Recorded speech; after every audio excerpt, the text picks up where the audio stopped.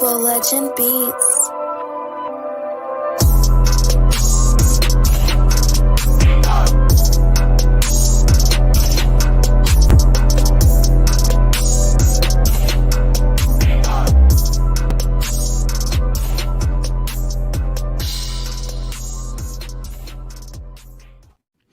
Yo, what's good out there, everybody? Man, welcome back once again to the Cook Up Podcast with your boy, Marcus Swole Legend.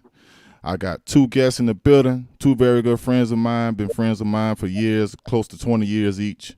You know, maybe one of them been my friend over 20 years, but I got one on here, been my friend for 17 years, going on 18 years. You know, so what's going on out there with y'all tonight, man? How y'all doing? What's going on, man? Hey. Ain't nothing. Yeah, just chilling. So I just wanted to pull everybody on the show tonight because I had a few little topics and discussions I wanted to, go over tonight. So, topic of discussion tonight is going to be, hold on one second. Let me get in here. There we go. Okay, topic of tonight. What difference do you see in the male role today as opposed to his role in society in the past? What y'all think about that? Ms. Vache, you want to go first? Oh, fine. I'll go first. Well, a lot of men have been talking about how men have pretty much taken the role of the woman in recent years compared to in the past. Like men had more, I guess, aggressive role in the life of his family. Now it seems like men are waiting around for women to actually take care of the family and do things for the family, and instead of like the sugar baby. It's the sugar baby thing. I'm not even gonna lie. Like a man is looking for the woman to take care of him instead of him taking care of her, when it's supposed to be a partnership. You're both supposed to, I guess, give equal share in the running of the household. You know what I mean? It's a partnership. Mm-hmm. So yeah, so that's what I see lately compared to in the past. Mm-hmm. So what do you think caused such a shift in roles like that? Where's the root problem with this? Like, what's going on with men and women out here now to where the shoes are starting to go on the other foot with a lot of things? Well, I think for me, what I think it is that men have just I guess settled, or they become complacent in the stereotype that women have been given certain privileges over men. So now they're like, oh, well, you got it, right? So you got it. So go ahead and, you could take care of that. And now they think it's cool to just sit back and not do anything and allow the woman to do everything. So that's what I see. Like in because the men in my family, I don't see that. Like you, I don't see that. There's a lot of men that are, and I'm not saying that all men are doing it, but there are a lot of men in society right now who are becoming complacent in that category of allowing women to take care of them, and they don't open doors anymore. It's like they're angry, like they're butthurt about what was said about them in the past. You know what I mean? And It's not our fault. It's society. Society did that on purpose just for you to do what it is that you're doing. And you fell into it. You're a puppet. So it's bad because it's destroying, the family dynamic. Yeah. Things are definitely out of sync with how it used to be. Me growing up in the generation that I grew up in, I had a chance to watch things transition, from the old school ways into the new school ways. I grew up right in the middle of everything, like just in time, like the 1980s on up to now was like when things was like flipping, into how it is now, So, what do you think? Us as men, I would say especially more so black men, what do you think we can do to change or try to improve upon our position, not only in the family base, but also in the just overall community and the workforce? Like, what do you think we can do to change our position? First of all, start educating yourself about what is happening and why Mm-hmm. it's happening. Mm-hmm. Understand history, understand why they're doing what they're doing and the purpose of it. Stop thinking that women are doing things on purpose to hurt you. It's been indoctrinated into all of us. You know what I Mm-hmm. mean? So there has to be some empathy for each one of us. So women have to have empathy for the men, and men have to have empathy for the women, because we've all been, like, in every race, we've all been put in a position where it's just a confusing type of position that we've all been put in. So if you give each one of us, the chance to, I guess, show you that we're not what society says that we are, because people look at videos and they look at, oh, females think that we supposed to. No, we don't. Not every female is like that. You know what I mean? Mm-hmm. But people get so wrapped up into television and these movies and these videos and the doggone music industry, and they forget that it's entertainment. Right. Well, This see, came what a lot of that has to do with, though, like nowadays, the parents have changed from what they used to be. Like, they Mm-hmm. don't instill the same levels of discipline that they used to back then. And even still now, you look at society now, you have a lot of kids growing up raising kids. Like, kids are growing up trying to raise other kids. That don't work. You're not gonna, Mhm. you're not gonna, you're not gonna grow up to be all you can be when your parents ain't no more than about 10 years older than you. But I don't think that that's an issue, because my kids, they've embraced I mean, more so, the. not less the whole issue, but Mhm. that is part of what's happening, because like the kids that are having kids, they're not fully grown yet to understand what it takes to fully actually do their job in raising a kid. Most of them, some of them are 17, 18 having kids, sometimes younger than that. And you have to first off understand what life is like for yourself before you try to give life to the next. Yeah, and that's Yeah, all about educating, yourself into the process. Because yeah, it really doesn't matter what age you are when you decide to have children, because it really doesn't matter. I don't think that it matters. You know what I mean? yeah, I think it truly matters of, your maturity and your ability to move and to groove. yeah, To, yeah. what I mean? To understand that this stuff is going to happen. I'm going to go through this. I'm going to experience ups and downs. I'm going to shit happens. Excuse my language. Can we say that? Yeah, yeah, Yeah, you're fine. You're fine. It Yeah. happens. You know what I mean? So yeah, you have to understand that, okay, that happens, and in the past that's happened to people and they've gotten through it, and I can do that too. And it's all yeah. about maturity and confidence. You know what I mean, in And like you yourself. did say, like it also has to do with education as well, because like you know Yeah. what people see has a lot to do with how they react to a lot of situations, especially coming from like the TV or the media or Facebook or any of the social media websites and things. That stuff plays a big part in it for me. I think that has a big part to do with how people are carrying themselves in this new generation, how they conduct themselves and what direction they're gonna try to go. Like especially with the social media.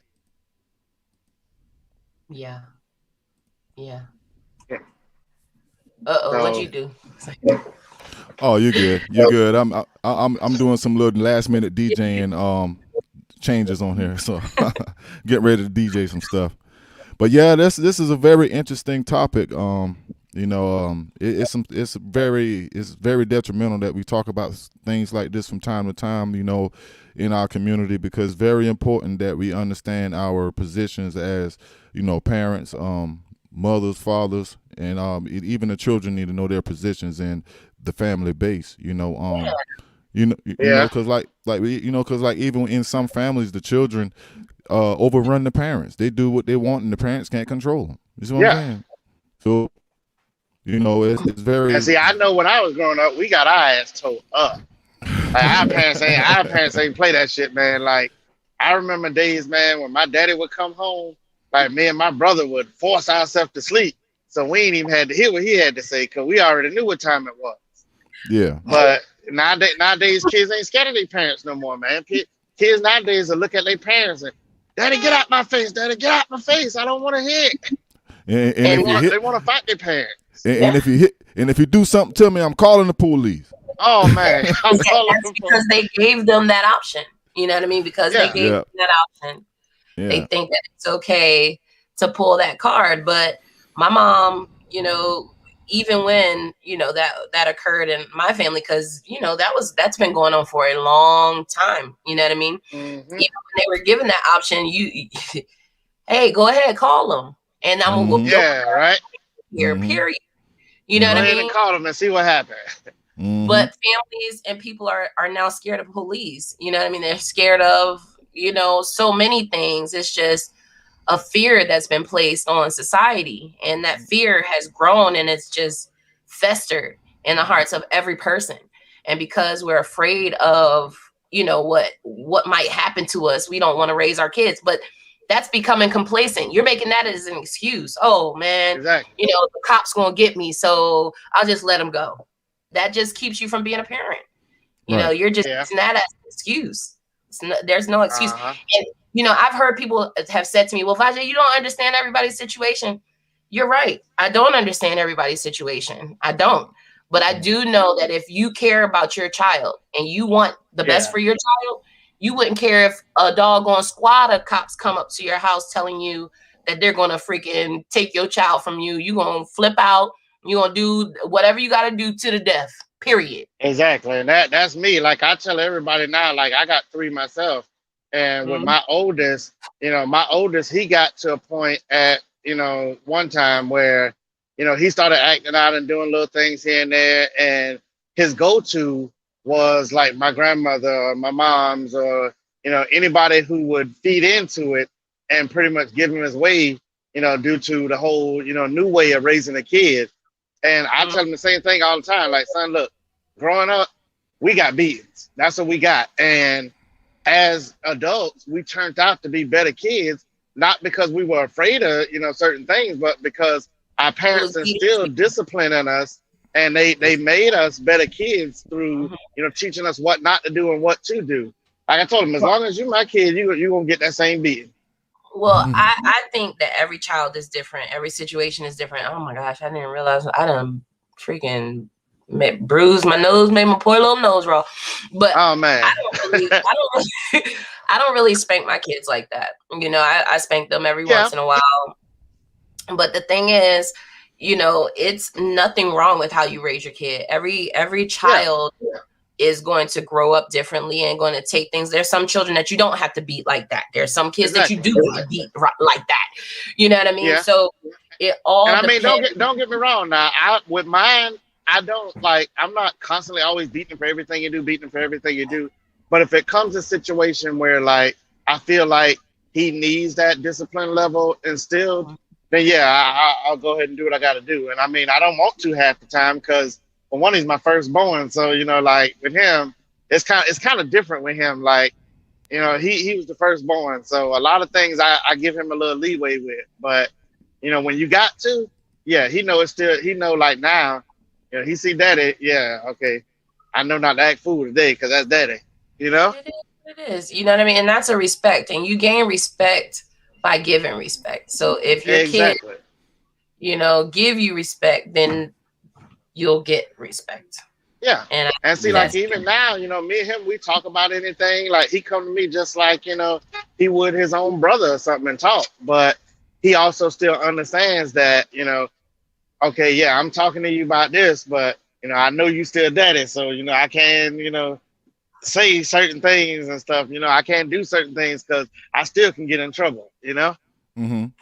And he understand I'm still daddy, but, you know, I made it to where, you know, like I tell him all the time, you know, even though you're my son, if you don't feel comfortable talking to nobody, I want you to know you can come and talk to me. I don't care what it is. So, See, you know, and it's like that. I got kids. I'm about to beat mine. Oh, man. You okay in there? You good? You all right? Crawling across the floor like a goofball. But yeah, you know, family fundamentals is important. Like I can tell you about a situation with my oldest daughter. She's a straight A student, and as of late, she hasn't been doing her schoolwork, and then I kind of blame it on that the whole quarantine. Do your schoolwork at home online on Zoom and all of that, you know.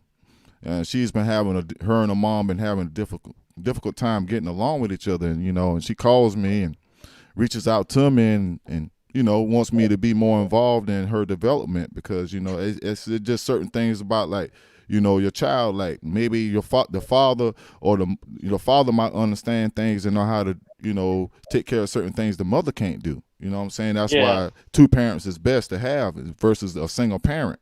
You know, because, you know, kids go through stages like everybody else. You know, you go through those different levels. 1 year or the first couple of years, you know, they get along with the mom. Then the next couple of years, they on another level. They changing. They want to spend time with dad. You know, it's been difficult co-parenting. I'm not really. I really don't like co-parenting. I really like having my children in my house with me. You know, I prefer, you know, over everything that I got going on. I would rather have all of my children in my house. I mean, a lot of times, don't get me wrong. I mean, it works better when both parents are in the house, because that's the way it's supposed to be. Right. But as long as both parents are active in that child's life, and they can see both parents, you know, getting along or doing what they got to do, or you know, coexisting there in that space. I think it's still, you know, not necessarily turns out to be the same thing, but just as good, as long as both parents are there, because it doesn't matter whether it's girl or boy. You know, a child needs both mother and father in their life at some point. Yeah. You know, whether it might be, you know, sooner or later, you know, they're gonna need both parents. So as long as both parents can kind of, you know, coexist to kind of, you know, direct that child, you know, I still think it would be okay though. Only both parents need to be flexible, because right. you have to learn that in life, that whole, you know, strictness does not work. Being strict and being on one accord. I mean, consistency is, you know, consistently being in a child's life and consistently being there for them is one thing, but that strictness and saying, oh, we got to do this every day on this schedule at this time, I don't think that ever really worked. I think that people got used to routine, and they got into that routine, and then at some point they had to figure out, you know, there's a switch. You had to figure out what your new routine was going to be. So then you created new routine for yourself, and understanding that there is a routine in every day in every day of your life.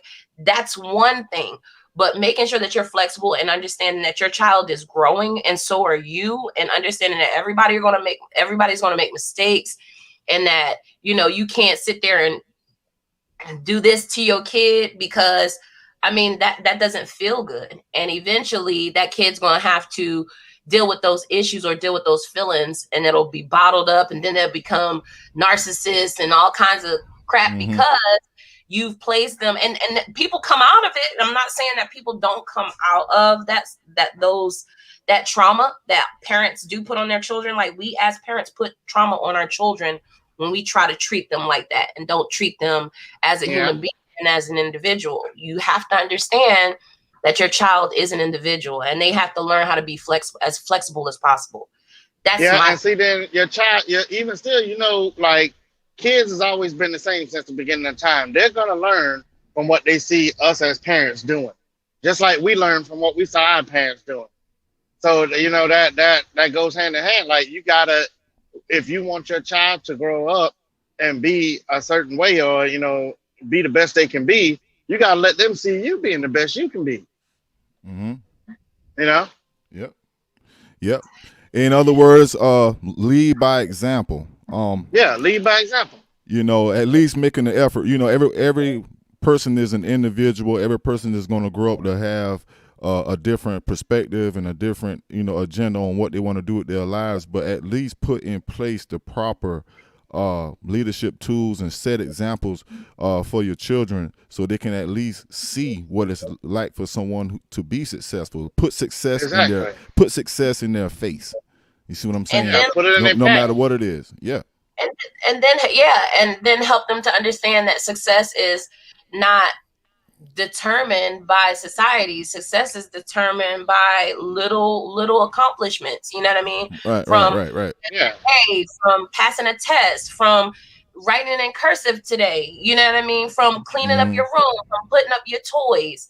You know, that kind of stuff makes you feel good. And if you have more of those and less discipline, I mean, not even less discipline, but because that's a form of discipline. But if you help them to reach those goals and stop doing this to your kid and putting them down and using harsh words and things like that towards them, they'll grow up and be better people. They'll have a mind of their own, and they'll grow with less trauma. You know what I mean? See, that's one of my pet peeves right there. Like, I can't stand to see a parent when they talking to their kids, they cursing them out and calling them names and, you know, treating them like, you know, trash. Like, they talking trash to their kids. Like, I can't stand to see a parent do that. Like, I mean, there's one way to discipline, but that ain't it. You know, you ain't got to curse them out, call them names, and, you know, do all this other stuff, all this extra stuff. Yeah. And then with situations like that, what I think though is the reason some parents do that is because they got a problem with the baby daddy, or they got a problem with the baby mama, and they take stuff like that out on the children and talk to the children in a manner as to the way they want to talk to the other parent. You know what I'm saying? They do that. They take their frustrations out on the children, you know, versus addressing the problem that, you know, that the parents have, that they have with the other half. You see what I'm saying? So that comes from an environment of trauma too. And it also comes from an environment where they were raised to not deal with their situations positively, because every situation that you go through does not need to be, oh my God, you gotta be kidding me. You did what? You didn't put out the trash today? You know what I mean? It does not need to be like that. If they didn't wash the dishes, wake them up in the middle of the night, tell them, look, hey, those dishes wasn't washed. Go wash them dishes. Period. You know what I mean? It doesn't have to be whooping their butts. I've seen kids get their butts whooped out of bed at freaking 1 o'clock in the morning when their parent got home. You know what I mean? That doesn't make any sense to me. Oh, go get in the tub, go wet the belt. No, like what? Why you I hear you. I hear you. And you know, and we're gonna take a brief commercial break. I got one of my good friends from West Philly. He was once my co-host on my old show that I had back in 2019.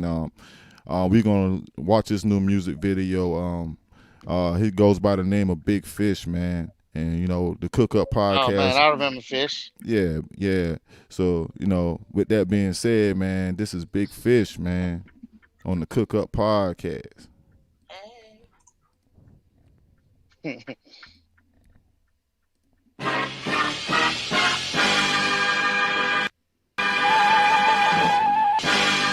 Trouble. It's the big one. We go the hardest, no letting up. Tell all these niggas to step it up. If the topic is money, then set it up. Know you wanna be down cause we're getting up. If you around me, then go to work. Move like a king, gotta know your worth. All of my life I've been going through it. Rather be quiet than down to earth. Can't let nobody belittle me. Terrio niggas be killing me. We tryna fill up the banks. Ain't talking Carlton Hillary. I'm so familiar with change, so I hold on to the memories. We had to go through a spell. That shit was longer than Tennessee. Fuck that, took it right on the chin. Came back and we ready to win. Hard times only making us men. Leeches never let them lay on your skin. Boss up, little nigga, you grown. Feels good when you're holding your own. You a puppy, so I threw you a bone. That's a warning, nigga, leave me alone. Better up, step stepping up to the plate. Still hungry and I already ate. All love if you cover with hate. Bull bounce, nigga, you gotta skate. Bow wow, you be on your BA. Balls coming out the camel today. West side, Dr. Dre, no shade. Get no love, it's the law, Renee. Oh, huh? You thought I was done? You thought it was over, a militant soldier is what I become? You thought I was fall, but I stood on my two and I'm running with guns. See through the future like Cleo, they say that I'm Neo the one. Oh man, trouble. I'm ready to snap you, they getting me back in my duffel. I heard that you got it, I had to get mine from the muscle. Connecting the dots and we putting a piece of the puzzle. Oh man, trouble. Yeah. Ghana. Let me talk to him. We in here. We out. I took that money and doubled up. Yeah. Whip it. Right in that watch that shit bubble up. Hogan in his ears huddled up. Dig your own good nigga shovel up. Yeah. I got the band today. Got these niggas so mad today. Cut my crush, nigga. I ain't even win hand today. They don't speak my lingo. I spent them bankrolls. Young nigga ain't no. We came up the hallway. Niggas was trapping in hallways. Leveled up, now we in Hall of Fame. Fuck all my enemies, get the cream. I'm a savage fool, trouble nigga, I was bad in school. Mike Jack, bitch, I had the moves, I go 8, bitch. And a move, besides that, I'm so manable. I put the T in trouble, showing fish shooting, that's a triple-double. You can catch them all, we don't miss a couple. Huh? You thought I was done? You thought it was over, a militant soldier is what I become? You thought I would fall, but I stood on my two and I'm running with guns. See through the future like Cleo, they say that I'm Neo the one. Oh man, trouble. I'm ready to snap you, they getting me back in my duffel. I heard that you got it, I had to get mine from the muscle. Connecting the dots and we putting a piece of the puzzle. Oh man, trouble. So, old gang 1500 shit, let's get it. Fucking with Tink, that shit'll get dark. Call up Fish, you gon' turn to a shark. Call up Blizz, call up Parks. They gon' post up in that van at the park. Call up Rainbow, call up Murder. Niggas like Wolverine in the heart. Fly dots, then my fingers clear everything. Bitch, I'm really Tony Stark. Big stick, I be leaving my mark. Big step, and you can tell by the walk. Thick speaker, got a heavier talk. Say draw, watch these niggas get chalked. Stay down, then I ran up a check. Bossed up, nigga, I'm the connect. Remember when I couldn't pay for the train? Now my niggas finna hop on the jet. Still young, but I move like a vet. Rubber bands till I get the protect. Feel like Weezy with this 4-4 bulldog. She my motherfucking pet. Finna fuck the game up like the rest. Home runs like I play for the Mets. So shook and I be making a mess. Head shots, give a fuck about your vest. Huh? You thought I was done? You thought it was over, a militant soldier is what I become? You thought I would fall, but I stood on my two and I'm running with guns. See through the future like Cleo, they say that I'm Neo the one. Oh man, trouble. I'm ready to snap you, they getting me back in my duffel. I heard that you got it, I had to get mine from the muscle. Connecting the dots and we putting a piece of the puzzle. Oh man, trouble.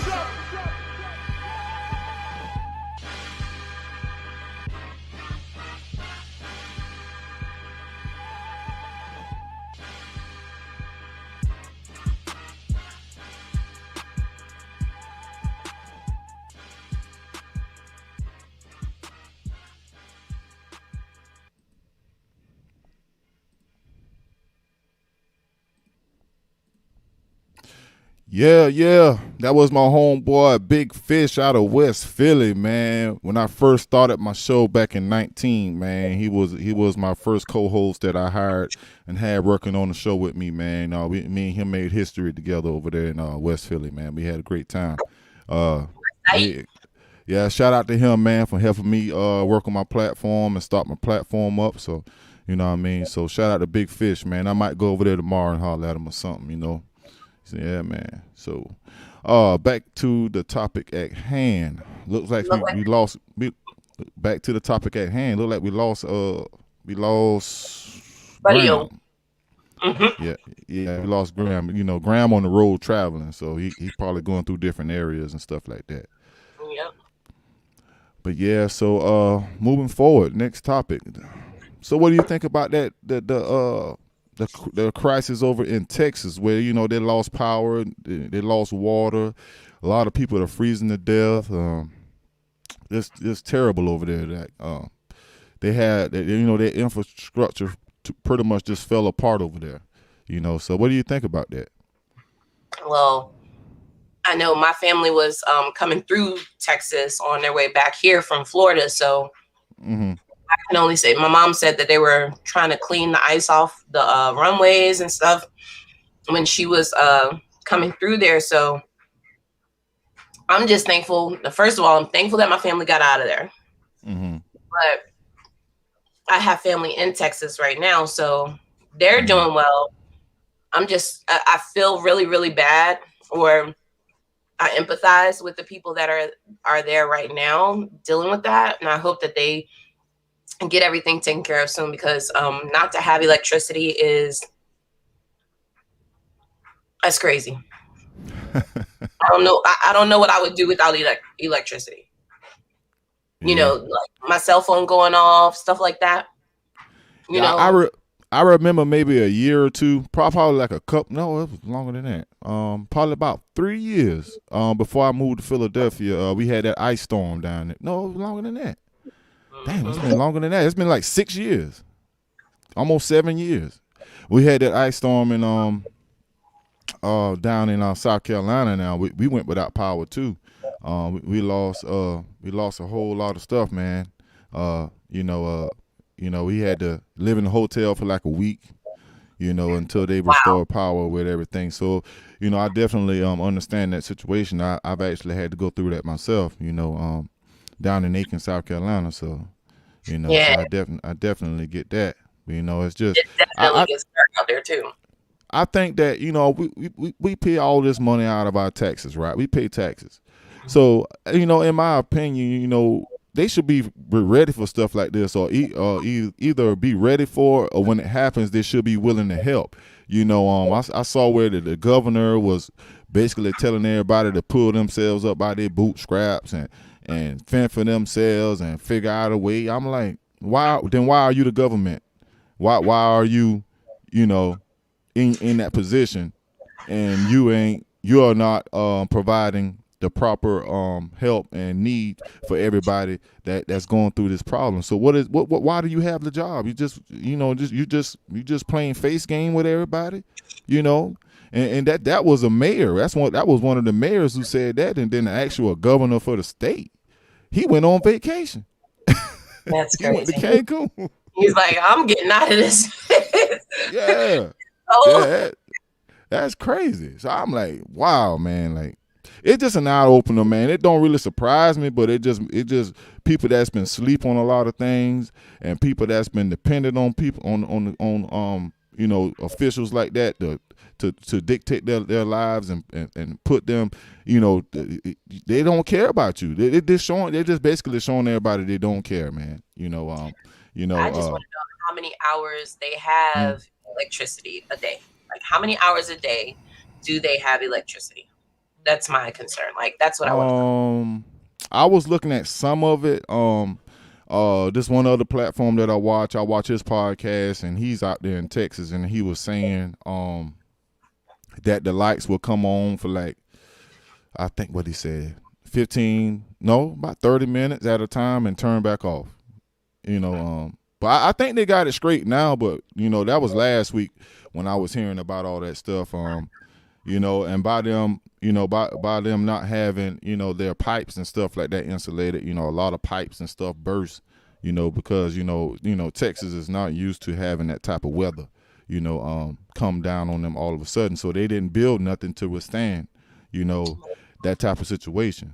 So it's just all around an awful event that happened to those folks down there. So I my prayers and condolences go out to them, because that was just dead wrong, man. Like, help those folks, man. Go down there and help them, because because if you notice, like, when the people from the communities rebel or got a problem with something and want to march and riot and do things like that, they quick to jump on it. Then they send the National Guard. They got everybody who got a badge on out there. They do all of that. You see what I'm saying? But when the people actually need to be taken care of, they slow to take care of the people. It's just well, that's the church's jobs, and I guess because our church went down there and they helped. So yeah, it's rough. It's rough out here, man. It's just an eye opener to everybody that think we taken care of. We not taken care of. We just everybody just out here filling in space, man. Do the best you can. Do the best you can because get in where you fit in. It's rough. I don't know.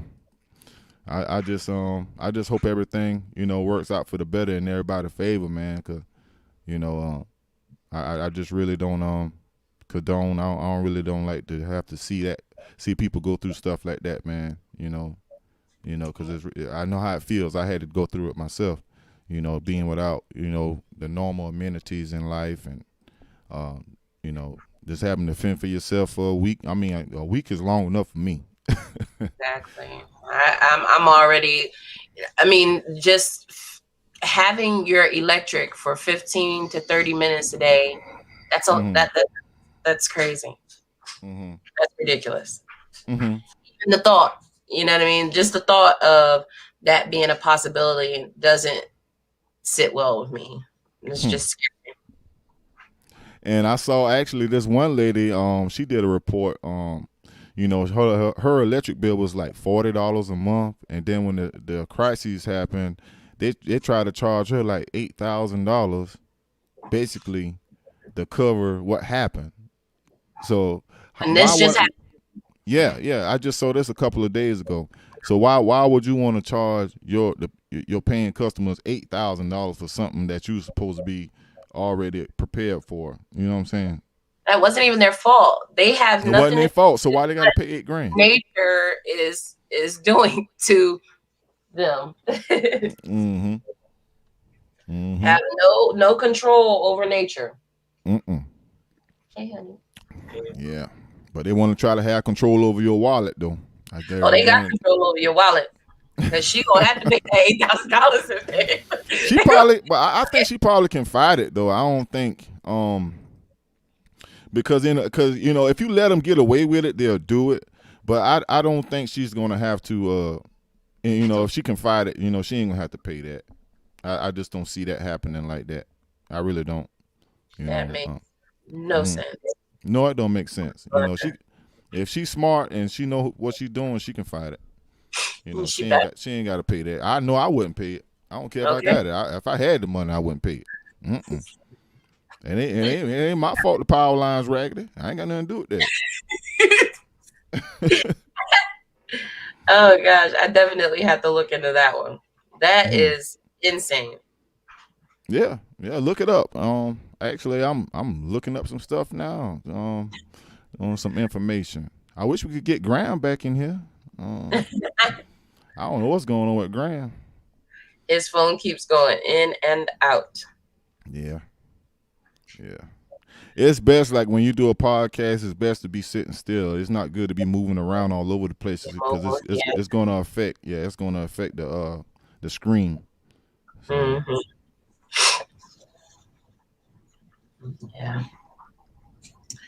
Well, hopefully he'll pop back in. He should, more than likely. Next topic. What's the next topic? You got another one? What else can we talk about?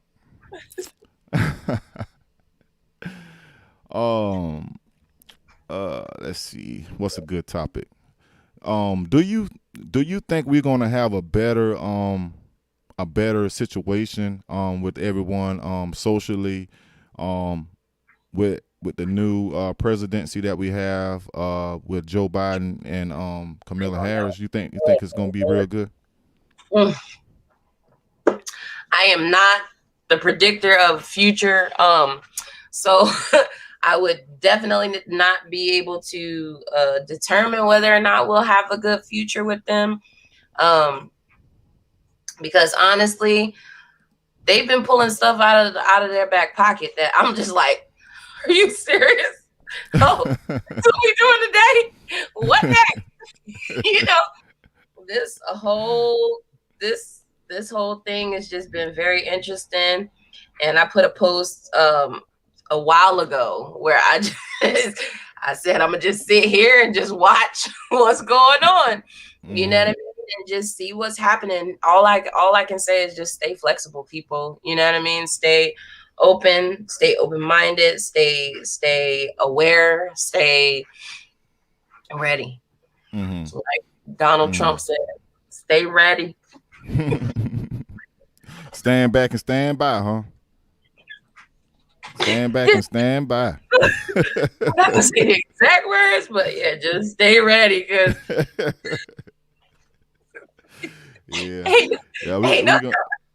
we're gonna see what happens. This whole situation, how we living out here has been a trip. These last, it really didn't get bad until like the end of 19 and coming into 20. Now here we go going into 22. The 21 going on 22. So like, it's just unpredictable now. I don't put nothing past nobody, and nothing don't surprise me no more. You know what I'm saying? There's a lot of people making predictions, but I mean, the thing is, it's just a lot of people making predictions, and I mean, the streets is talking. Everybody's talking. Yeah. And everybody's watching. So because there's so much watching and talking going on, it's not really a prediction. All you got to do is look and see and say, okay, that's what they're thinking. Well, we're going to do this. You know what I mean? But right. That's honestly not what they're doing. It's already been planned. It's an agenda. And when people understand what an agenda is, that means that they have 1A, 1B,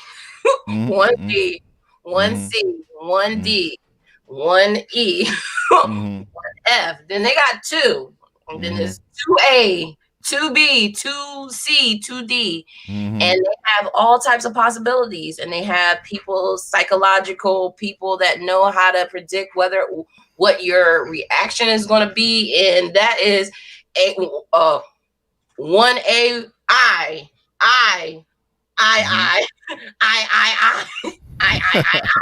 I got you. Okay. Yeah, I get it. They're going to figure it out, and they're going to have a whole bunch of different predictions, possible predictions. Any way that you think, they're thinking that ahead of what they're putting out. So, yeah, where you at, brother? Be ready. Yeah, where you at, brother? Yeah, it's dark in my truck because the sun done went out. That's why I'm trying to do it during the daylight. Yeah. You can't drive with that light on. All right, I got you. Yeah, we still on here. We chilling.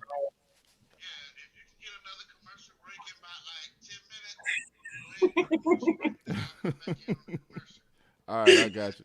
All right, I'm gonna see what I can do. All right. Yeah, I'm back. Yeah, he talking about his it done got dark in his truck. I know. We heard him. But yeah, it's really interesting. Like I said, I can't predict, what's gonna happen. I'm just trying my best to be open-minded and aware of, what's going on, and not getting too involved in what's going on, but just keeping my ears to the ground. So that's it. I hear you. Yeah. We'll see what happens out here. I'm just keeping my grind up. Stay on my grind.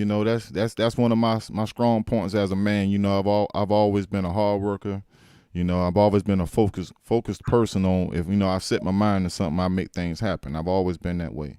Right. So I know what my strong points are, and I know what my weaknesses are. So I'm just gonna focus on my strong points. Just do my due diligence. At what I got going on. That's about it. And everything else will work itself out. Just have your, huh? I said it sure will. Yeah. That's because I have a strong belief in God is the ruler over all things, and his way. You know what I mean? And regardless of what we're going through, he's going to prevail at the end of all of this, you know? So Mm-hmm. my eyes on the prize. Mm-hmm. Yeah. Period. Stay on it. Stay on it. Mm-hmm. Yeah. So, you know, with that being said, you know, to everybody out there that's listening, just y'all be careful. You know, keep your eyes open. Don't fall for the banana in the tailpipe, man. Everybody need to be on alert. Like, you know, one of the things that I was talking about a few days ago on the podcast is that, you know, I think that, you know, just us, like within our family structures, we need to be stronger. We need to come together and stop trying to hurt each other and stop trying to downplay each other and stop trying to leapfrog over each other, because, you know, at the end game, you know, it ain't even got nothing to do with none of that. You know what I'm saying? The end game is bigger than, you know, families hurting families or families turning against families. You know what I'm saying? You know, we need to be more unified. We need to get back to how things used to be. We need to remember the old days and stop falling for the banana in the tailpipe, you know, because that's what's going on. They falling for the trick. You know, everybody's being ripped apart. You know, families being ripped apart. Everybody, they think they fighting. They think they fighting over a piece or something to eat. They're just fighting over crumbs. Like, pandemonium. You already ain't got nothing. So what we gonna fight over? Pandemonium, pandemic, all that. It's all the same stuff. But it is make it a whirlwind of confusion. Just confuse everybody and make them crazy. Mm-hmm. That's what we gonna do. Mm-hmm. Freeze them out. Make them cold. Yeah, man. It's a trip. It's a trip. I got one more guest trying to get in here, but I don't know how long it's gonna be before he. I heard something. Hold on. You got one. Brand new. What's up, brother? What's up, bro? How you? How you doing, man? Good to have you on the show. I'm not chilling. What's up, Miss Lady? Hello. How are you, brand new? Chilling. Yeah, that's Vajay. That's my longtime childhood friend, man, from Allendale. You know, and she's a Philly native though, but she used to always come to my hometown back in the day to spend the summer with us. Oh yeah, yes sir. The Craig, you hear me? Yeah, I know. You told me you was busy. You know. So we just you know, I took a break away from the music, you know, topics, and I'm just discussing everyday little normal things that's going on with everybody, you know, something everybody can relate to and comment on and have their opinion. You know, I'm just switching gears tonight on the podcast, you know. Yeah, what I've been thinking about doing, man, since I came up with this brainchild, Sundays is gonna be topics like this. And on Thursdays, I'm going back to the music on Thursday. Thursday nights is music and interviews about music and playing music. And Sundays, we doing this on Sundays. Oh, yeah, man. So what's been going on with you, though? I seen you was down in Atlanta. Oh, yeah. Yeah. You already know. I had went down there basically to do some small stuff, but just a network. So return, it can be even bigger. So I got some of the bigger podcasts and some of the bigger, bigger venue situation, network with a few people. Mm-hmm. And then I guess when I came back, you know, that's when my numbers start widening and on Instagram. Yeah. And, I guess like I had read on Instagram, it was talking about your database, like Instagram, when you go to certain countries or certain cities and regions, your Instagram open up to those followers that you got on your fan base. So I kind of just been sitting back and just doing a lot of studying on the app itself for real. So I can learn this shit because, you know, people like Wild on them, they really did their research on a lot of these apps before they even landed. You know it's about economics, man. Economics and also what they call it, ergonomics with a lot of things. Like it's gonna, like with these apps, it's gonna adjust to what you're doing, and it's gonna people that are likely to be into what you're into. The app is gonna push you towards people that's more like you. Basically, is what it's doing. Yeah. And Facebook does the same thing too. Right, and I still use I started using the same 30 hashtags. Like I never switch them up now. Like before, I was switching them up. Now I use the same 30 hashtags, and that targets the same fan base every time the post is. I use the same hashtags, and it strictly keeps you targeted on the same, you know, marketing to people. When you switch up the hashtags, then you got to keep starting over. Yeah. So So I was trying to find one of your music videos, man, because I know you be playing them a lot on Facebook, and you know. So I was trying to find one. I was gonna play it on the show for you tonight. You could type in Brand New Rico Law. You could type on YouTube. Yeah, you could type in Brand New Make It Out. So type in Brand New Make It Out. It'll pop right now. The video got like 22K right now. So just type in Brand New Make It Out.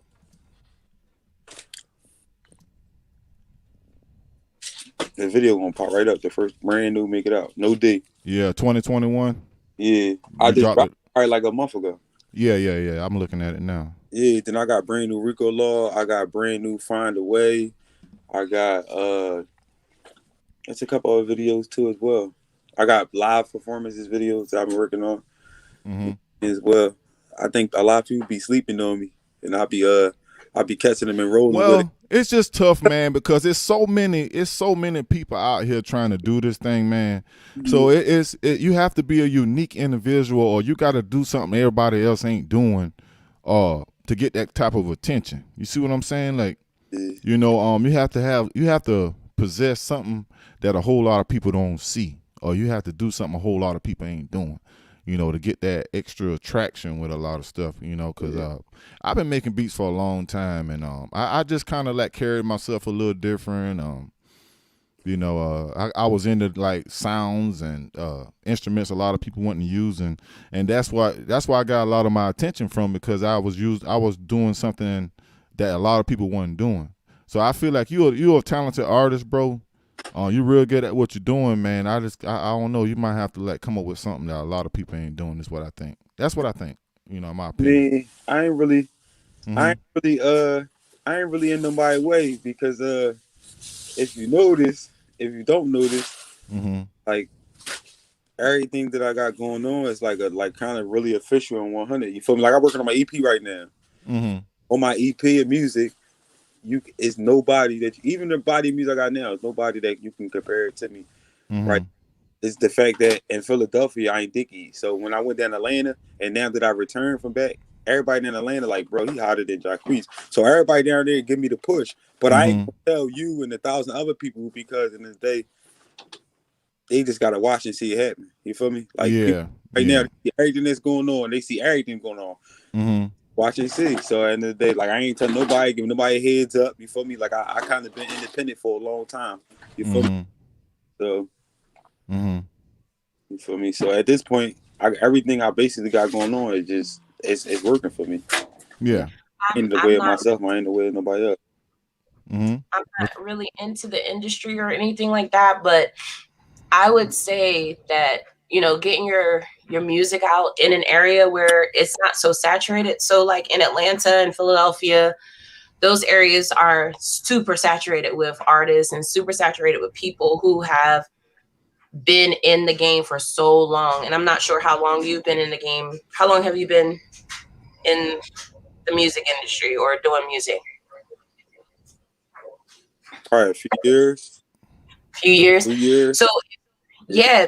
So a lot of the people that I knew, what they would do is they would put their music out. So when I was in Philly, they had the 5 spot. They would put their music out underground, and then they would go overseas, and then they would shoot their music to people out over in England and stuff like that. Then they would come back. And when they came back, for some reason, they would blow. You know what I'm saying? So I'm not sure if you're really working with Marcus, but I believe that that would be a great opportunity for you to work with Marcus and work with his overseas connects, so that can actually get your name out there in a way that, or even come to places like Arizona. Yeah. Look, I just went up 1,500 followers in the past. Like you look on my Instagram right now, bro. Look at in the last 30 days, probably like 30 days, I went up like 1,500 followers. You feel me? And it wasn't even 30 days. You feel me? Like you look at my Instagram right now, I went up like 1,300 followers. I mean, 1,500 followers. Yeah. It was on the live yesterday with somebody from London. I was just on live yesterday with somebody. Yeah. Yeah. So I've been doing a lot of, a lot Yeah. of and a lot of perfecting a lot of stuff. And I got I've been working on working on my EP with 1122, all original beats, like Chris Brown vibe, Jacquees vibe, like the beats is like next level type Yeah. shit. And Yeah, everything yeah. that we're doing is going after that is gonna be shot. Like I did talk to hip hop since 1987. They're like, once this EP done, we're gonna be able to do a lot of stuff that you did. So it's like Yeah. I actually the later part of last year, I just did 2 singles over in England. I did the beats and I did a lot of the engineering work. I did 2 singles. One of them is on Spotify, and the other one hadn't been released yet. We working on the release date and all that for that. You know what I'm saying? So like, overseas is a good look, man. Especially, as an artist or a producer, it's good to go outside of your comfort zone. And that's what I had to do to get more traction with what I'm doing. So, bro, see what you were saying? What you about to say? Oh no, you good. Go ahead, bro. This all I'm saying is, man, don't get too comfortable, man. When you're uncomfortable, that means you're doing something. Oh yeah. Yeah, put yourself the way you feel like you just feel embarrassed. When you get them butterflies and you feel embarrassed, that means you're doing something. When you're comfortable, when you're comfortable, you ain't moving. You right about that. I just fucking 30 times 300, that's $9,000. Like I be playing with this shit so much, you feel me? So I'll be cool, you feel me? Mm-hmm. Like I try to hustle and try to grind. Like I got bags and bags full of fucking like when I tell you, like, bro, I don't be having time to talk no more. And these people just talk. Like you feel me? Yeah, man. Me and you been rocking together for like 2 years now, man. So I know how you move. I know you. You feel me? Bro, I ain't playing. Like, you feel me? You can come grab these. That's 9 bands. You feel me? 330 times 300. You feel me? You got your shirts. You got your hoodies. You feel me? Hoodies. And it's just for one single. You feel me? So I'm gonna drop the EP. Every single gonna have its own press kit to it, and the EP gonna have 6 songs. You feel me? And it's just for me over time. So yeah, try to stay hustling. You feel me? Yeah, I don't be playing. You heard me? So it's about just being independent and making the money, bro. Like, yeah, man. Yeah, ain't nothing wrong with that, bro. You doing your thing. Hey, I don't blame you, bro, because shit, doing this shit, I done made a lot of money too, bro. Like, you know what I'm saying? I'm more of a keep it in the bank type guy. I pull out what I need, man. I don't like having loose cash on me like that. You know what I'm saying? Like, I ain't gotta. Yeah. Feel me? Like this from hustling. You feel me? This from being independent as a music artist. I ain't got time to be playing with nobody no more, trying to talk and be over loud over people. It's just the result of everything this guy show. You feel me? What you doing? Yeah. So that's where I'm at with it. I'm setting up my own tours. Getting to that. We get into trying to make my lifetime, because I'm shooting a documentary. We about to start doing that on documentary. I just been like quietly stepping out. You feel me? It ain't really about like really trying to go to nobody and listen to my playing. I sat for 3 months. I had a record deal for $2.5 million. I locked up for a gun I never even had. I came home with my John. I didn't get the record deal, but like people said, bro, like it ain't about the record deal. Now people know that you out here. Start stomping these motherfuckers and start knowing what you got. Yeah, we're right. Because like, listen, discouraged. Being independent like me, I never got discouraged. It's people that thought I was discouraged. No, it's just that I was sitting down and getting a plan while everybody else was rushing. Like, I'm dropping this video called Star that's coming out. The anticipation that I'm building up behind it is so crazy. I ain't just dropped the video out. The video is going to be placed in blogs. It's 1122 doing radio placements with it right now. It's spinning right now, radio placements. Like, we going down. I'm doing an interview. Once the music drop, everything just going to be, every song going to have a visual behind it. Plus publicity, and I'm working with PRs right now, and everything I do is just gonna be money behind it. Cause I'm a songwriter as well, so I'm just trying to get that legit to where though I don't get a song that I write for somebody once a year. Around every quarter I should be getting 50,000. You feel me? Because I'm so like that. You feel me? Like my girl mom, her mom is famous. She a publisher and write books and all that. Jaguar Wright, that's my family member and stuff like that. So you came to Jaguar? Yeah, I'm related to Jack. Yeah, so I'm just and she don't Okay. like that. So she talked to me before, gave me advice a little bit one time and stuff like that. But she just gave me one little advice, and then just that whatever she gave me, I just ran with it. You feel me? It's just about making the money, bro. I don't got time to be sitting around people and talking. I want to be able to feed my family, like I said. Mm-hmm. I was just talking about that a few seconds ago, man. I feel you on that. Think about this: if I got 3 people that support me in every city in the world, you're a popular artist. You don't need 100,000 people to support you. And Philly be the last people, your friends and people you know, be the last people that support you. That's like I said. It's always like that, man. Even where I'm from, it's the same thing, man. You know. I did 200 shows last year, bro, by myself independently. Go to Yeah, show. I remember. Yeah, so you think people ain't checking and calling for me? It ain't about who's standing with you. It's about your hunger and what you're willing to do to try to, you know, what are you willing to do to try to, you know, make this stuff happen? Yeah. You know? Yeah. And most definitely, man. And with that being said, man, I'm about to play your video, bro. You know what I mean? This right here, everybody, man, this is brand new. Check him out, man. He should be on all streaming platforms, so y'all need to rock with this guy, man. He good people, man. And y'all can go check out some shit I got right now on iTunes Lunch Hour. The next record I'm about to drop is Looking for a Star. Like I wasn't able to Make It Out because Make It Out was a record that a beat I didn't use, and a lot of people don't get like this too. Why would you put a song up to the joint where you gonna get audited? They're gonna take it down.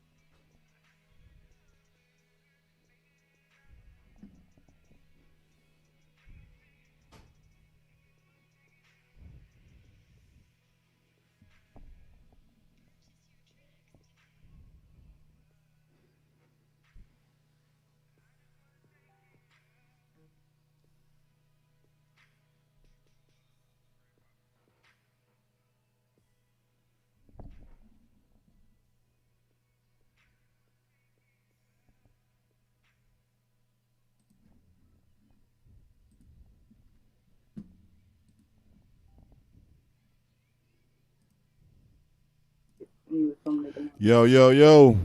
Yep. Yeah, man. What's happening? I made it back. Yeah. Welcome back to the show. Yeah, man.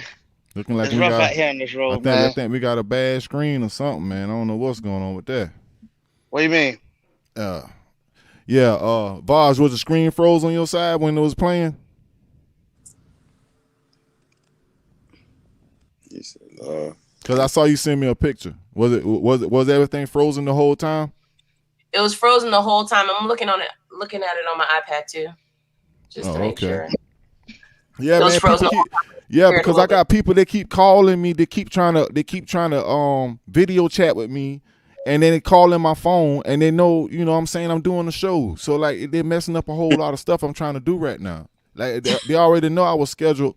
They already knew I was scheduled to do a podcast tonight. So why? I mean, like, come on, damn. Yeah, it's crazy.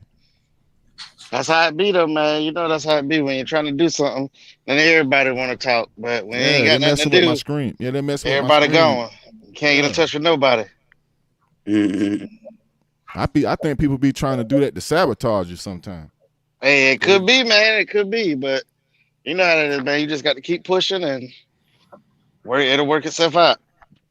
I'll play it again, man, you know, because I feel like that dude, you know what I'm saying, brand new, great artist, man. So I'll try him again. Hey, Brandon, you want me to play it again?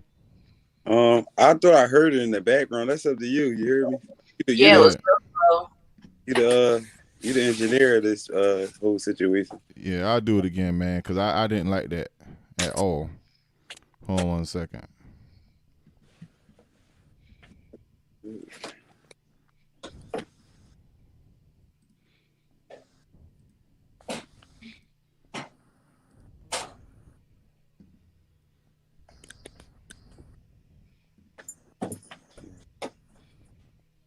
Oh, he said about 9 o'clock.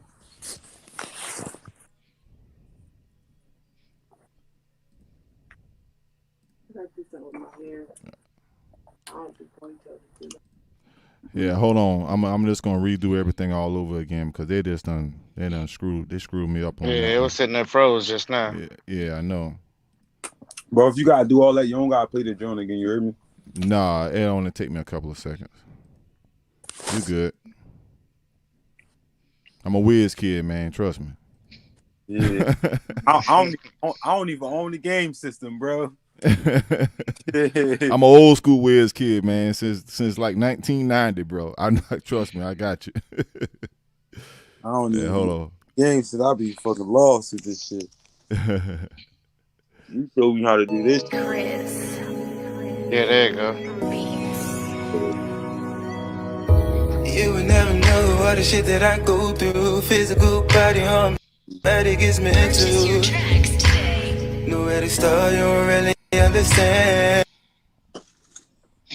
In the trap, got my get out there past curfew. Watching for them niggas out there who be lurking.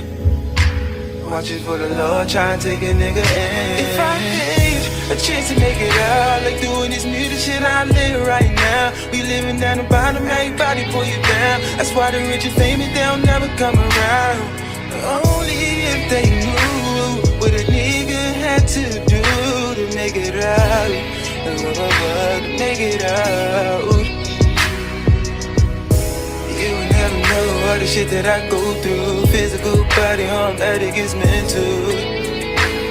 Nowhere to start, you don't really understand. In the trap, got my get out there, place curfew. Watching for the niggas out there who be lurking. Watching for the Lord, trying to take a nigga in. You would never know all the shit that I go through. Always hiding pain, can't tell if I show you. You. Let me take it back when my mama got murdered. Daddy wasn't really show me what's out here. Yeah.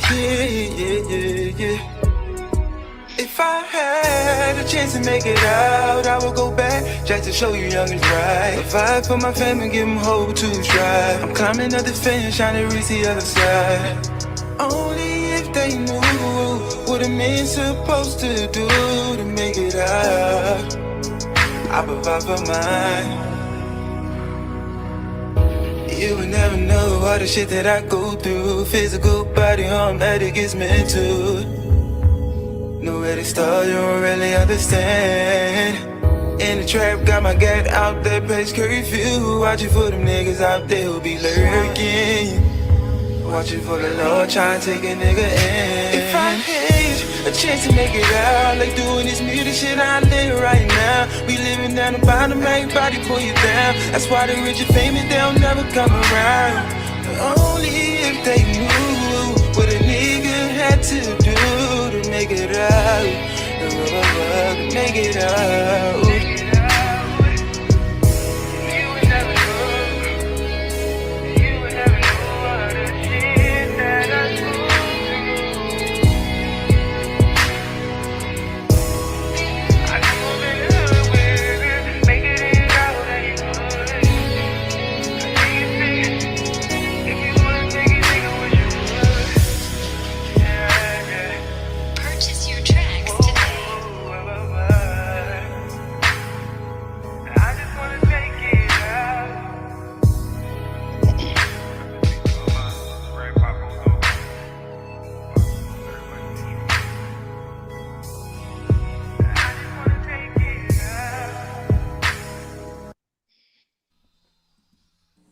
Yeah, man. That was your boy Brand New 215 out of Philly, man. Yeah, make it out. Make it out, man. So what inspired you though, man? Like what inspired you to like come up with a track like that, bro? Like on some real. Like what was the touch, man? What touched you?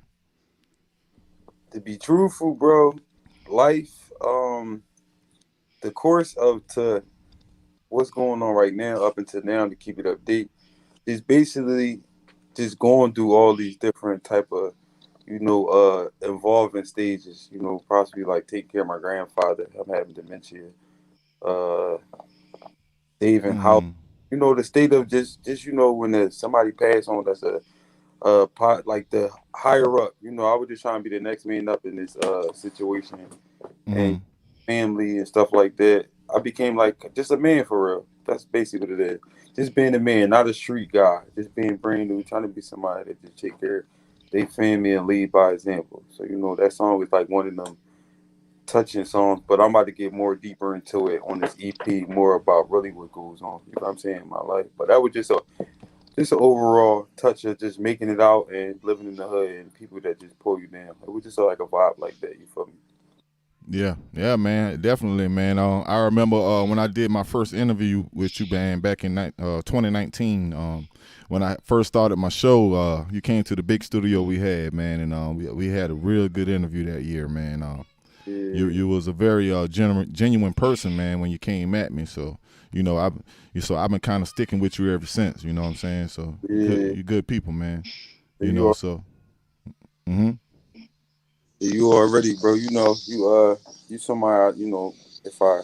If I need to go to for some type of advice, on the time and shit like that. But just being an artist, like just back to what I was just saying before the interview part, just being an artist and just being able to go through different things. Like Chris Brown, Mary J. Blige, these artists, the Usher, they go through relationships and real trials and tribulation. That kind of like shape a mood, like the person and who you with. You feel me? Little situations that I kind of went through, like going to jail for 5 years, shooting somebody. They just shape you or mold you for like what's inevitable. Like somebody told me the other day, like, bro, man, what's coming to you is inevitable because like you done been through everything possible. You know what I'm saying? I'm a singer, but I live the life of a rapper. I live the life of a rapper. I play bro and stuff like that, and did date time, and that's when I kind of like found myself. That kind of bring me back down to like, bro, what you living for type level. You know what I'm saying? Yeah. You know what I'm saying? So once it's like I had something to live for, you know what I'm saying? That's when Brand New was like, something that was like, all right, you're gonna make something happen with yourself. That's all, basically. And that's what's up. It's not even got to be music. It's just being a genuine person, just giving a fuck about your life. That's all. Because, I'm saying, it ain't super, I'm saying, successful. It's just being a human being. Like a lot of us black men don't even think about what we're going to do when we're 60 or 50. We don't think that far. We just like, fuck it. We selling drugs. We getting fly. We fucking the bitches. Excuse me for saying that, but we don't think far. We don't think far like when we going like if we gonna train our kids and train our kids to take care of us and to be responsible and to take care of my grandfather. Gave me a whole aspect on what I don't want to happen to me when I get his age. You feel me? That's what basically, came out of that situation. Seeing him suffer and having dementia and some of the family turning on him, and he kind of took care of everybody, and he just had me to kind of support him and shit like that, and maybe one other. Just because he had a lot of money, so he had dementia, they were just robbing him, taking his cash, his houses, and shit like that. That just made me feel like, damn, I don't want to go to hell not doing what I got to do for this guy. And I ain't take a part in that because I would offer money as well, to some of his shit. So that's kind of just shake me and move me. And I got one kid. I just want to teach him right and do right by him. So when I get that age, somebody don't leave me hanging like that. You feel me? Right in the nursing home or whatever. I mean, it's a lot of shit that we could touch on, but I'm just seeing life more lightening to some of my peers really don't see it that way yet. So I guess I'm just woke. That's all. Well, that's a beautiful thing. You know what I mean? Just hearing you speak like that, that's pretty much what we were talking about earlier, just how, as you grow and you make yourself better and you become a better individual, and to know that you're taking care of your grandfather who has dementia. That's a great thing, because our ancestors are in our grandparents and our great grandparents and our fathers, and people don't respect those people anymore.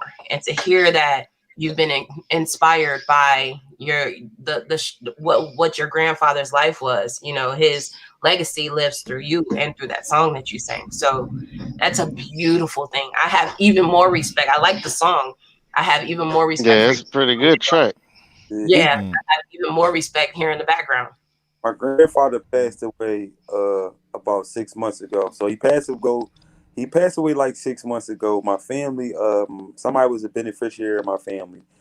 We had to do an emergency beneficiary for him. So it was like, bro, you the middle child, but you got to step up because some of the other older relatives doing what they're doing. So I had got emergency beneficiary joint. I had got his medication running back. He's passed away now. So he passed away.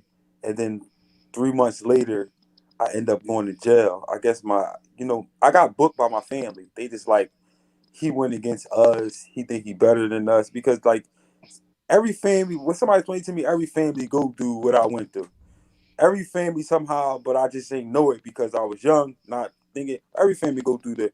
Somebody's, abusing somebody, take their money, and somebody run off with they, sell their houses and just do somebody dirty when they at their old stages in life. So basically, I was just a person that was just trying to do the right thing, and then I ended up getting locked up for 3 months, going to jail. That's what made me lose the record deal for 3 months for a gun that I never had, and I got released on my first court date.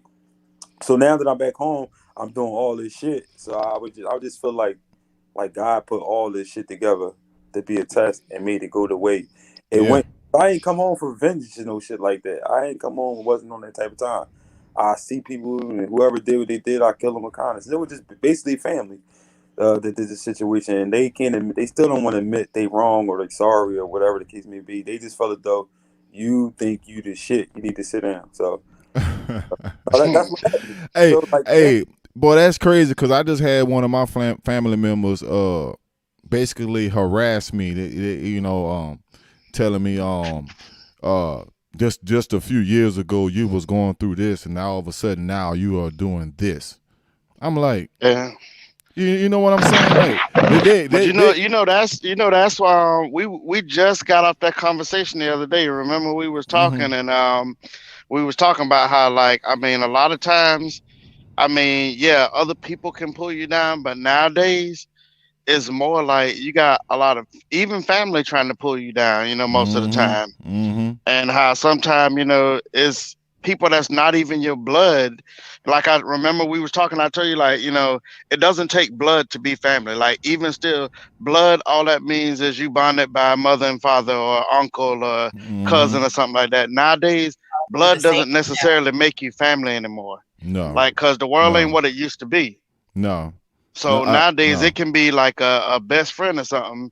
I mean, y'all might not necessarily be blood, but what makes y'all family is the bond that y'all share, and that y'all not like, at each other's throat all the time. He's there for you like you there for him, type of thing. And a lot of people go through that nowadays, especially in the Black communities. Like you got more people trying to tear each other's head off and help each other, And I look at like the Mexicans can get 30 of them to a house, and they'll all live together, and they'll all put their money together, and sooner or later all of them got nice houses and all of them got nice cars. And see what that's what they do. And what our problem is in our community is a lot of us, most of us has been brainwashed into not trusting each other and into destroying each other versus coming together as a unit and building some type of foundation with each other. Everybody, like I told you the other day, that crab in the barrel mentality. Everybody feel like, oh well, I see so and so doing this right here, oh well, he think he the shit. Let me pull him down so now I can get up there. And now both of y'all in the damn barrel, can't nobody get out. and a lot of them will prefer it that way versus someone. And there's also a variable to that. What they do is they will try to uplift the one that they favor over the one that they don't like. And a lot of times out of 10 it backfires on them because the one they don't like is the one that's gonna make it. Yeah, that's the one trying to get out the barrel. The other one, they favor him because he in there with him. my whole my trials and tribulations was the reason why I was able to develop and like a lot of people understand, you got to be able to take all the backlash. You got to be able to take all the critic. You got to be all the family not supporting, because like at the point in time, I don't get no support from the people I know. It's the people that I just meet, like you said, that people all the stardom, that people all the qualities, that people all the genuine, and that's what it needs. And I used to hold on to why they don't support me. One day I just was like, man, that's like a small percentage of the world. Like that's a small percentage of the world because they like the people who go up. But sometimes I call myself brand new for a specific reason. It's because it's like a 360 turnaround. I'm not the same person that they got. So a lot of people, like you said, they don't accept the fact that you want different. Like they like, oh, brand, you don't want to corner yourself. That's the way a lot of the world is today. When they see different, all of a sudden they go to thinking, oh well, they doing such and such different, so it ain't right or it's wrong or it shouldn't be happening. Different don't mean it shouldn't be happening or it's wrong. It just means that there's, like my granddad used to say, there's more than one way to skin a cat. There's different ways to do everything. So and then another thing, maybe it is time for change. Maybe our family or our friends been doing the same thing for 150 years, and no one has gotten nowhere in 150 years. So maybe someone new does need to break out of the box and change some way the way some things are going out here. You know what I'm saying? Ain't nobody trying to come from the womb to the grave and ain't accomplish nothing, or go from the womb to the jailhouse. Who trying to do that? You know what I'm saying? Nah. Learn this. You gotta step out there, cross that gun line, man. I learned basically you gotta be like Michael X, Martin Luther King. You gotta be like Oprah. You gotta be like Beyonce Hoover. You gotta be that, like you said. Well, I wouldn't necessarily say be like them, but more or less take the examples that they set. And now, it's 2021, so things are going to evolve. So I would say more or less take the examples they set and then set forth, your thing, but just, kind of base it from what we've already seen, because it's already been proven following the trends ain't going to do nothing but start you back over. So what we got to do is take the examples that we, have from then, enforce them into what we know now, and then make something better. Because if you go back to what's been going on, the trend's just going to keep happening over and over and over. It's never going to change. You gotta set that example from, what we saw, and then make something new. Right. I mean, I'm just saying, meaning like far as like leading by example. Because like I peep a lot of the young boys that I know. Yeah. They see me and they be like, bro, how you got a dirt bike, you got full, or you got a foreign, like how you be getting that? I don't sell drugs, I trap. I feel like everybody, like Martin Luther King, Michael Beck, they were people that went against the current. Like you just got to be a person that stick your nose down and just keep going no matter what. And just if you gotta lead, go left because you know that's the right way. Like he said, everybody going right. If you gotta go left, and just lead by example. Because once you lead by example, other people are gonna be comfortable by going into that lane. Yeah. It's on the highway, and then that one person bursts out and go left because it's the open lane by traffic, and everybody else just feel as though they want to go around. Basically, that's what people do every day. Everybody's like, this, what he's trying to do is not possible because they never seen it happen. So I go through the trials every day, and it's going to happen. And see, that's another thing. That's another thing that goes on with the world nowadays. A lot of people, you know, when they, like you say, they see somebody do something and think it's not possible. And, you know, people nowadays, they get that mentality, oh, well, if they ain't never seen it, it ain't possible. That don't mean it ain't possible. It just mean ain't nobody done it yet. That's all that is. Right. You know? I noticed this with the day I went to somebody. So I was trying to fax over a paperwork. I needed for the mortgage company. So I went to an older relative. He owned the store, not a relative, but oldest guy that owned the store. He owned the company. He do faxes. So I said, sir, I'm trying to, you know, fax this paper over, you know, to do for the mortgage company. And I gave him the bank number, the loan number, or whatever. And he was like, you know, such and such, what do you think I am, such and such?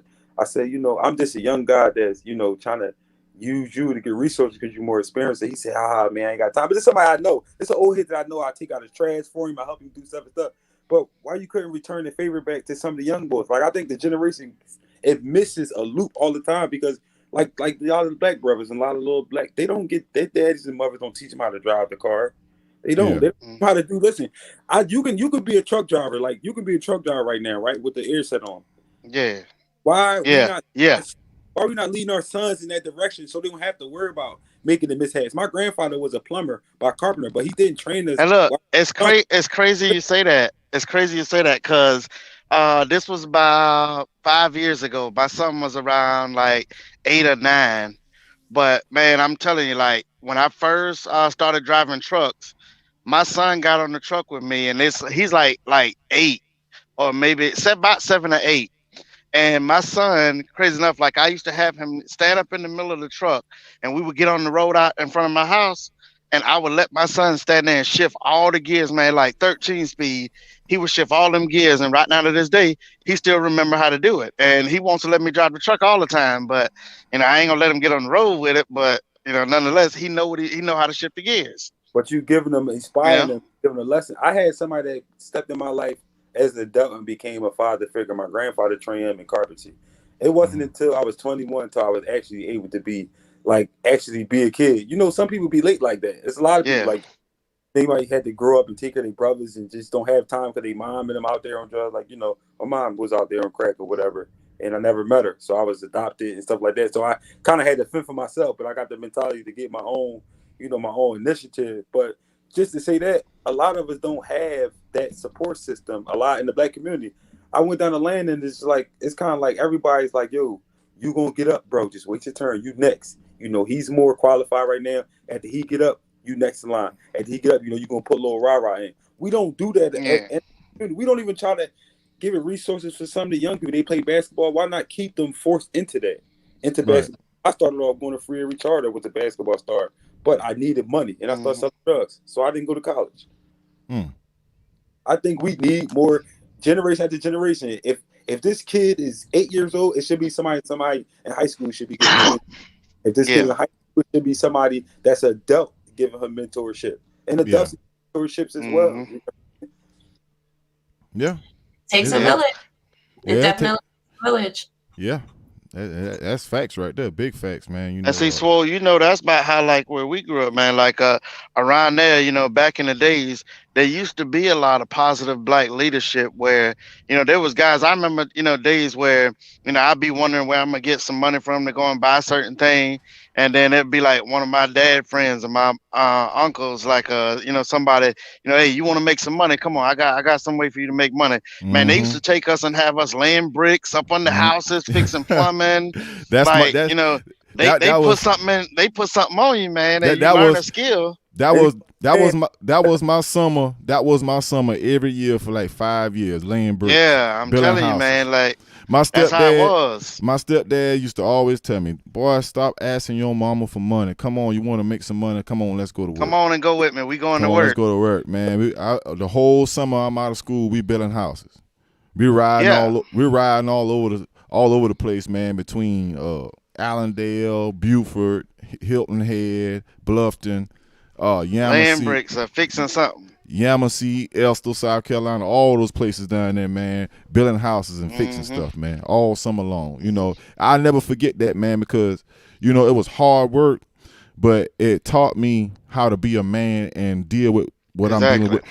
And what I'm dealing with now, it's easier for me to deal with it because I've already been through the fire already. The worst part. Yeah. So when it comes down to running your own business, I don't care what it is, running your own platform, being a music producer, being an artist, you are accustomed to going through hard times already because you done did that. Mm-hmm. You know what I'm saying? So when God gives you something else, you respect it better and you know how to handle it. You see what I'm saying? Yeah.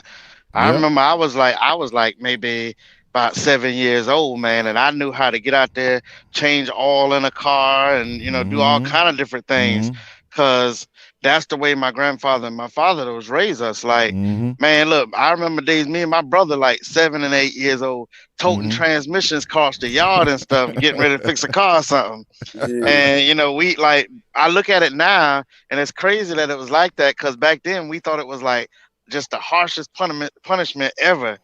And then I look at now, half the stuff I know how to do, I can wire a house, or I can, work on a car, or, lay some bricks, or do different things like that. And even though it didn't make sense then, it made me a better person because I don't have to pay nobody to do none of that stuff now. Yeah. Like I even cut my own hair now, man. Like I don't pay nobody to do nothing that I can put my own two hands on. So pretty much what you're saying is you learn how to be more self-sufficient. Is what you're saying. Yeah, we like they call them the jack of all trades. You develop all these skills, and you know how. Yeah, you're more self-sufficient. You don't have to get out there. Pretty much rely on too many people to yeah. Bald head up there? Huh? You got a bald head up there? Nah, man, I got a haircut, man. It's just shining because of this light, man. I got a big ass forehead. That's all that is. That's a big ass forehead. I said, boy, that's yeah. Yeah, no, I got an actual haircut, man, but it's just a big ass forehead you see in this damn camera. That's all that is. I was talking to somebody, Grant, because he probably somebody you could talk to as well. Grant do a Slayton Foreign Festival every year. They got people down my way that do Mantua Manor festivals. You got people that do the Bottom Festival. People that do these festivals and do like book bag giveaways, and you can do this every year by IN number. Besides just 4 of us right now, we can start a partnership. Get an IN number, go through city halls, 4 people, and they will give us the grants for everything we possibly want to do to support some of these people out here. Like some lady was just putting me on and trying to help me get, situated and get an IN number. That's what they got, free money for everything. You know what I'm saying? Yeah, you just gotta. But see, like you just said. See, now a lot of people don't know that. So that's what the problem is. Knowing how to go out there and get that money. See, like how to do that. You know that now. Back in the days, even now, a lot of people don't know. The information is the problem. A lot of people don't know where to go or how to get the information, and that's what kills a lot of people. Nowadays, they don't know where to get this information from. They don't even know how to start looking for it. And just like you say, get the EIN number. See, that. So, that's kind of what we need. We need people like that. Go out there and learn something. You want to figure out how to do it. Go look it up somewhere. Google tell you every damn thing these days. Get on the internet, look it up. That'll bring the festivals that some of the Top Devons, Boys and Girls Club, they got one of the biggest non-profit joints that go to them because they did it the right way. A lot of these people, they you see these places that be having non-profit, they really get funded to do a lot of stuff, and hundreds of $1,000s and don't come out their pocket. Even schools get hundreds, but it be the deans and the principals that take that money and just that's why they drive and But for us can capture that moment and just try to get something flowing every year, like it's a festival, and we getting people performing on the festival. It don't take much. It just takes some people that's willing to be dedicated to that and just get it started. And it's something that can last like a lifetime. Mm-hmm. You know what I'm saying? Yeah. It starts small. Do you get investors that want to join? It's like Gatorade want to come out, and then before you know it, you might start with just bounties and giving away foods and just having good music and just a conversation. That's what a lot of the little festivals start at. Mm-hmm. Yeah. And people are using COVID as an excuse, and they don't have to because you're outside. You can wear your masks. There's no excuses.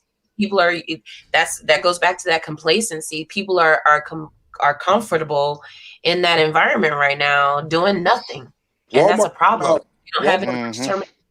Any place you want to think of, like Walmart, any store you ever think of, the lady showed me they give away free food to everybody.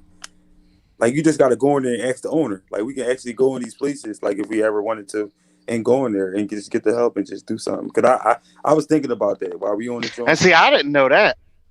Yeah, every store you ever think of, bro, they be having. Listen, when these people, you see people that give away so much, they have the resources. Don't come out their pocket. They just have the resources. They're willing to want to do it. And they be the face for it, and they just get it done. You know what I'm saying? Like we can get that stuff popping.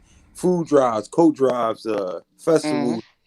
This an after school game room program. They give us a building because they throwing it down the lane. They call it Safe Zone. They got game spots for the kids where they just go in after school or whatever. Because the white schools are open. It's just our public school that's just not open or whatever. Well, yeah, I can definitely vouch for that, man, because my kids go to a mostly white school. It's like 96% white. Yeah, they back to school. But we don't they go to school. Yeah, they go to school. It's only a couple of days out of the week, because I chose a real good area for my family to live, so up here in Philly. So it's mostly white. I've never seen anyone play lacrosse in person until I came up here. You ever heard of lacrosse? Oh man, all we grew around was football and basketball and volleyball. No, they got that too, but they got some other stuff added on to it. Lacrosse. That's how we could definitely step in if you guys interested in it. Maybe we can go down, try to do it as a couple. You know what I'm saying, and try to get people involved so we can get something started. And it'll build your podcast up as well. It'll build up what she's doing as well. It'll build up what I'm doing as well. Because I noticed with Ellen, Oprah, and them, they didn't do nothing wild. They don't do nothing but sell motivation. They tell life stories. They don't have their product is just motivation and lifetime stories passed on from anybody. It could be their trial and tribulation, and that's what they become billionaires off of just that. Oprah came off of that. She just selling Wallow. You see him, he's in the whole thing of just selling lifetime story, motivation, and just hope, and just giving people something different. Because all we doing now is selling sex, money, and drugs.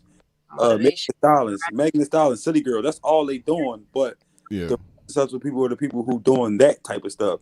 Cardi B, she's a crazy face for the people. She's showing stuff. Oh man, could be normal. She really is. You could be normal. You don't got to be a puppet. She fart in front of people. Eat what she want. I love Cardi B.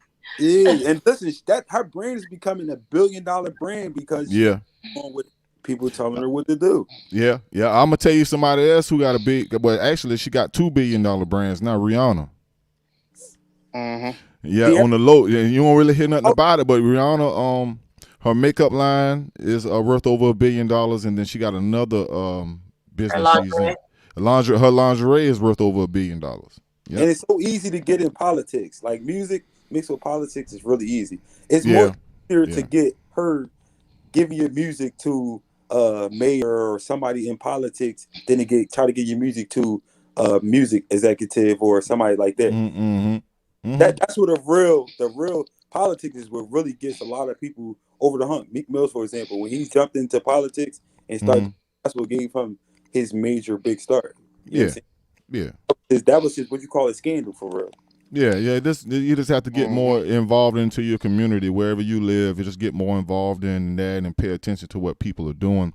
Aside from, like I said this on a few podcasts ago, instead of trying to just shove music down their throats and all the time just trying to kill them with music, man, you got to look at what people are going through out here and cater more to the community.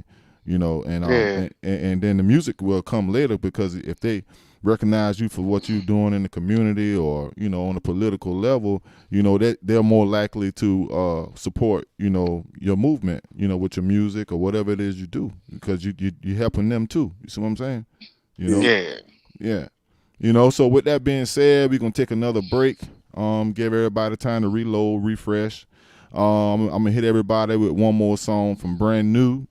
Since I got him on here, I'm going to put him on Showcase tonight, man, to let everybody hear this guy, man. He's an awesome, awesome talent, man, out of Philadelphia. He's dope. So here we go again. Here we go once again, man. Brand New. Let's go.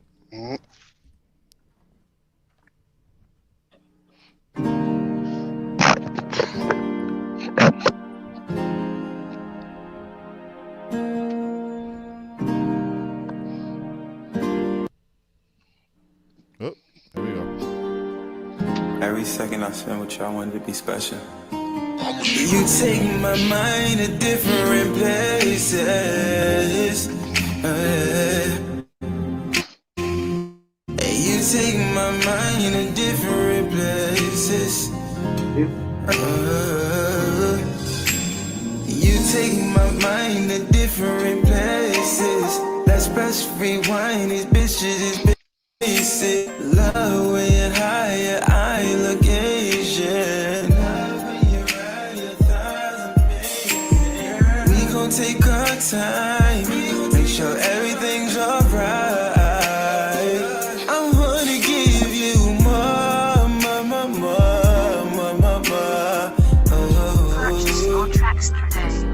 Won't waste your time, no. Won't waste your time. Time, won't waste your time, won't waste your time. Won't waste, won't waste, won't waste, won't waste it. Won't waste, won't waste, won't waste, won't waste it. Won't waste, won't waste, won't waste, won't waste it. Right now. Won't waste, won't waste, won't waste, won't waste. Baby, I won't waste your time. Right now, I need you in my life. Baby, I need you right now. Need a nigga like me in your life to hold you down, to hold you down. Baby, I'm the hustler, you can be the grinder. Baby, I want you, must I remind you that I put the time, ooh. That I put the time, ooh. Won't waste your time. Pick the location. Think that I'm lying, these niggas be playing. I'll ease your mind, you're finding patient. Let you decide, you're lying, I'm waiting. And we gon' take our time, make sure everything's alright. I wanna give you more.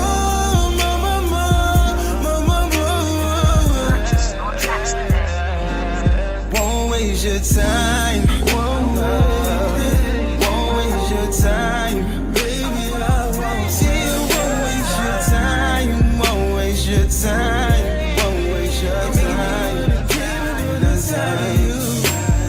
Won't waste, won't waste, won't waste, won't waste it. Won't waste, won't waste, won't waste, won't waste it. Won't waste, won't waste, won't waste, won't waste. Right now. Won't waste, won't waste, won't waste, won't waste. Baby, I won't waste your time. Every second right now, I need you in my life. Baby, I need you right now. Need a nigga like me in your life to hold you down, to hold you down. Baby, I'm the hustler, you can be the grinder. Baby, I want you, must I remind you that I put the time, ooh. That I put the time, ooh. Won't waste your time.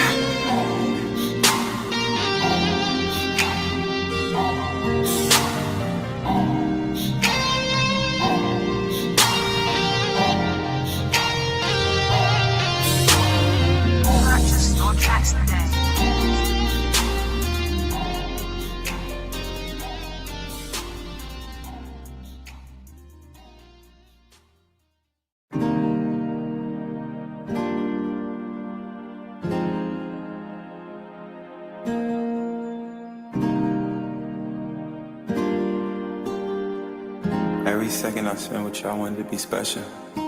You take my mind to different places. And you take my mind to different places. You take my mind to different places. Let's press rewind, these bitches is basic. Love when you're higher, I look Asian. Love when you're right, your thighs amazing. We gon' take our time, make sure everything's alright. I wanna give you more, more. Purchase your tracks today. Won't waste your time, no. Won't waste your time. Say it won't waste your time, won't waste your time, won't waste your time.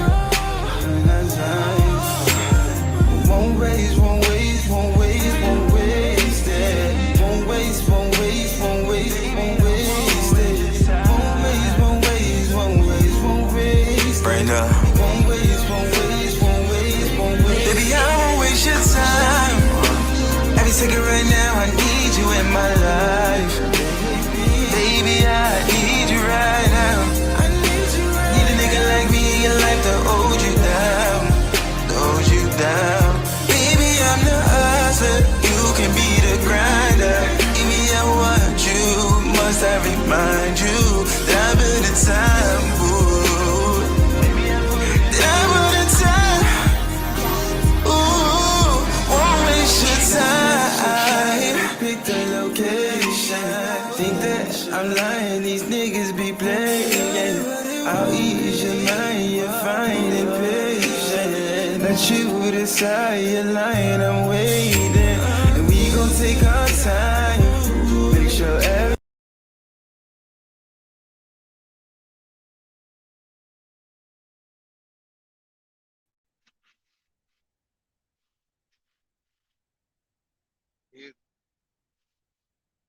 Can't hear you.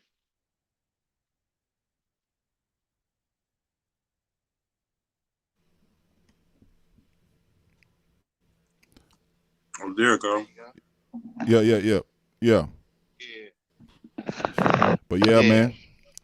Welcome back to the show.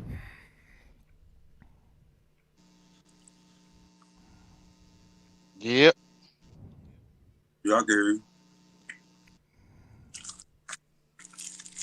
That was a pretty good track, though. I like that. Yeah, That's, man. Jacquees song. Oh, for real? Yeah, I just did his cover. That's it. Okay. Yeah, that's all right. My vocals is getting better. They way better now. As far as my vocal range and stuff, like a 2-year-old song. Yeah. So like I kind of got better, way better with the vocal arrangements and shit like that. Okay.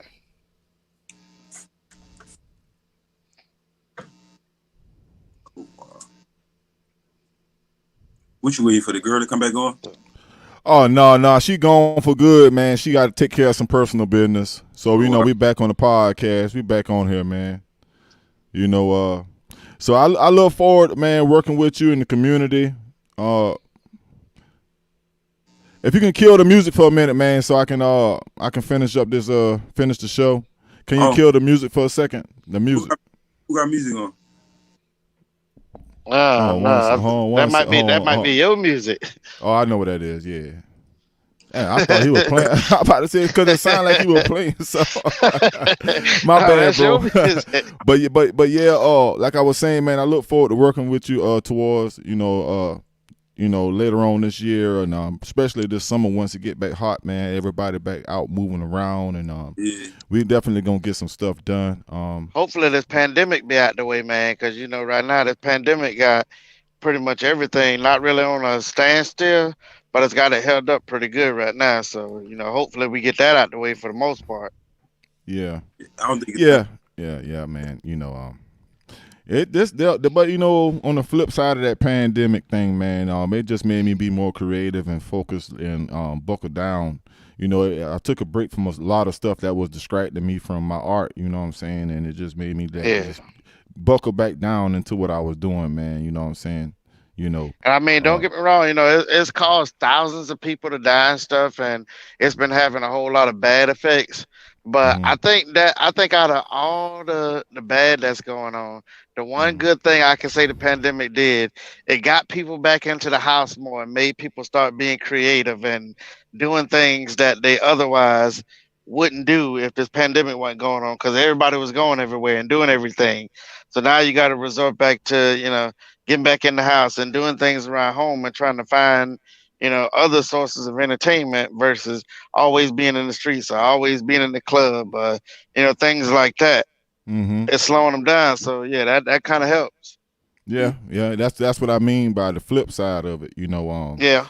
It's a benefit to everything. It's good and bad in everything, man. It's just all in how you take it in as an individual, and you just project what you want out of the situation instead of suffering through it. Take lemons and make lemonade. That's all you do. That's right. Yeah, man. That's a fact. Yeah, man. That's one. Yeah, man. 100%, bro. With that being said, bro, it's been good having everybody on the show, man. This has been one of my longest shows I've done in like over a year. Like, I used to do 2-hour shows one time, and then I stopped. I dropped down to half-hour shows and stuff like that. So this has been one of my longer broadcasts. I really enjoy everybody. Man. Yeah, I enjoy all the support and everyone's energy that they brought to the show tonight, man. It's been great. It's been great having everybody on. You bring like people that's doing like in politics on your show. I've had a couple of politicians on here. Well, I actually had one serious politician on here. She's with the town. She's over in Delaware. She's with I think the town council or something like that. She's a councilwoman over in Wendy Sky. Yeah. I had her on here. And I helped her with her campaign. I interviewed her with her campaign on here when she was running for office, and she got the job. So she's doing very well over in Delaware right now. You should interview the boy on the Q show. He his show not airing. I mean, send him a cover letter to his email. His email is posted on Instagram, but the boy Q, he had the show on what's Fox, some shit like that. But his show not airing on the show. Okay. Send me his stuff, man. Inbox it to me or DM it to me, and I'll look him up and I'll reach out to him and Right. They got the Q show. He had the Q show and all that. He was bringing everybody on Fox 29 and exposure and all that. He don't got the show no more. So he on Facebook. He's probably typing, man. I'll try to send him to you though. Okay. To do an interview on those type of motherfuckers that's doing shit. I mean, shit like that. Yeah. Right now he doing some what's his name? He like Marley. The boy, he be around Marley, but he be talking about the stop the violence shit too. He another one too. You need a lot of those politics situations so you get a lot of these older people onto your podcast, because the younger people don't really come and just sit and get on. You know what I'm saying? The podcast is more like the college life and then the older generation. You know what I'm saying? Young motherfuckers. And generated on that, and then throw some music between it. That shit just going. Politics always go far because you can talk about a variety, so much shit on that shit, and it's gonna be so debatable. Because podcasts like Wallow and Gilly, they build up a personality. It's like listen to the that basketball joint with Skip and Stephen A. Yeah, people want to see that versus in the podcast. They want to see that. Talking about the drama and somebody's having the backlash for it. They want to see all of them join the podcast because the artists is like a lot of us artists is boring as shit. Because everybody, because we are kind of boring sometimes because we get so caught up into our craft and influence. It's only interesting to people that are in our field. Like, that understand the music. Yeah, you got a lot of people that love to listen to music, but they're not really interested in what goes on behind the music and how we feel or whatever, you know what I'm saying? You pretty much like a product on the shelf with a lot of people. So, you know, a lot of people don't necessarily want to, you know, listen to us talk about music all day. They want to talk about stuff that what they got going on in their lives and stuff they can relate to. And another chase current events. What you see the news do, that's more applies to your joint, because all these podcasts, they chasing current events. Whatever the news talking about, or whatever the media talking about in sports, whatever TMZ, even social media nowadays anyway. Yeah. Basically, you're the social media and your whole platform. You giving people the current events, y'all talking about the topics. When people say who better, Gucci and such and such, on your podcast, you having that Gucci versus Jeezy such and such talk. Who think he bringing people on the live? All segment. You know what I'm saying? Who think better? Give people. Yeah, and I'm going to work on some new categories. I'm gonna add on some new categories to it. You know what I'm saying? I actually, in the last couple of years doing podcasts, I actually outdid myself. I didn't realize it was going to be this successful, because when I did it, it started out as an experiment of me trying something new and putting myself on camera and you know, express my views and, you know, just let people see who I am aside from me just posting beats and giving or either selling beats to people all the time. You know what I mean? You know, that's my main vein. You know what I'm saying? Making beats. That's my main vein. You know, sponsors right there. Your podcast. Yeah. Every podcast got 2 or 3 sponsors. So easy to get like little sponsors. Like you can go to a store right now that got a nice coffee shop and say such and such. I got a podcast that's doing such and such number. You can go to Dan Auto, places like that. Say, listen, I got a podcast such and such. We get such and such number. Give them your stat sheet, such and such number. Bam. They say, well, can you do a such and such a joint for us? You do a sponsor for them. Then you start sponsor to their joint because you did an interview for them. Now every time you do your tape, you sponsoring they shit on your show. This segment goes out to such and such. Such and such. Yeah. And I've had some people in mind, and I've had a couple of meetings with people. Man, I went to, you just do little formal meetings. You know, you might meet somebody at a restaurant. Y'all sit down and have food and talk about stuff like this. I do a lot. Yeah. I've been for the last year and a half. I've been doing a lot of stuff like that, man. You know, just going out to meet and greets with people and everybody. We sit down, we have dinner, have a few drinks, and talk about different ideas. Even though I don't always put that out there, but that's what I do. I get out in the streets with people, man, and politic with people with this stuff, man. You did the Artist of the Month shit. I liked that when you did that, the Artist of the Month shit. That was I liked that shit right there. Like, you think I should bring that back? I remember that. all those things. Hold on, what was it? What was it again? Artist of the Month. Yeah, so he. Okay. He was. That's when I was with Global Tunes Radio, and we used to always sit down and like just come up with all kinds of stuff. We sit down and drink and talk, and you know what I'm saying, and we used to just come up with all kinds of stuff to run podcasts and get artists to come out. They was a big help with me too. But I just switched the narrative because when I initially first got this show, I always say this: they wanted it to be like pretty much like a beat making show. I'm like, no, that's too plain, because I can just get on Facebook or Instagram and make beats. You know what I'm saying? So you've been doing that for years anyway. I've been doing that for years, so it's boring to me. You know what I'm saying? So what I told them was, I said, look, we got a big platform. We're building a big platform, so why not interview people, bring other artists, other producers, any kind of people who own their own businesses, strippers. You know what I'm saying? People like that, So this whole situation, so this whole situation was my brainchild. You see what I'm saying? Because they tried to get me to do it a different way, and I didn't like it. So so when I flipped it how it is now, that's when it blew up. That's what happened. Yeah, man. Yeah. But shout out to Global Tunes, man. I appreciate your boys, man. They actually tried to get me to come back during the pandemic. I was like, nah. Nah. Got to keep on moving, man. Nah, man. I'm good independent, man, because, truth be told, I was losing money staying under their network. So, I'm actually more profitable on my own versus being under someone. I'm doing a giveaway, right? I'm doing a giveaway in like 2 weeks. Yeah. Which is on your show. You got Mhm. maybe once a month, twice a month, you doing a giveaway. It ain't nothing but just giving them like your background, a T-shirt like that, maybe like a sticker with it, and maybe like a poster to cook up. You know what I'm saying? It's simple. They giveaway, give people like, hey, we got. I tell you what, man. So you back in Philly, right? No, bro. You know, I don't live in Philly, but I'm Where you at? Tell me where you at. I'll meet you. Where you at? I'm in Jersey. You in Jersey?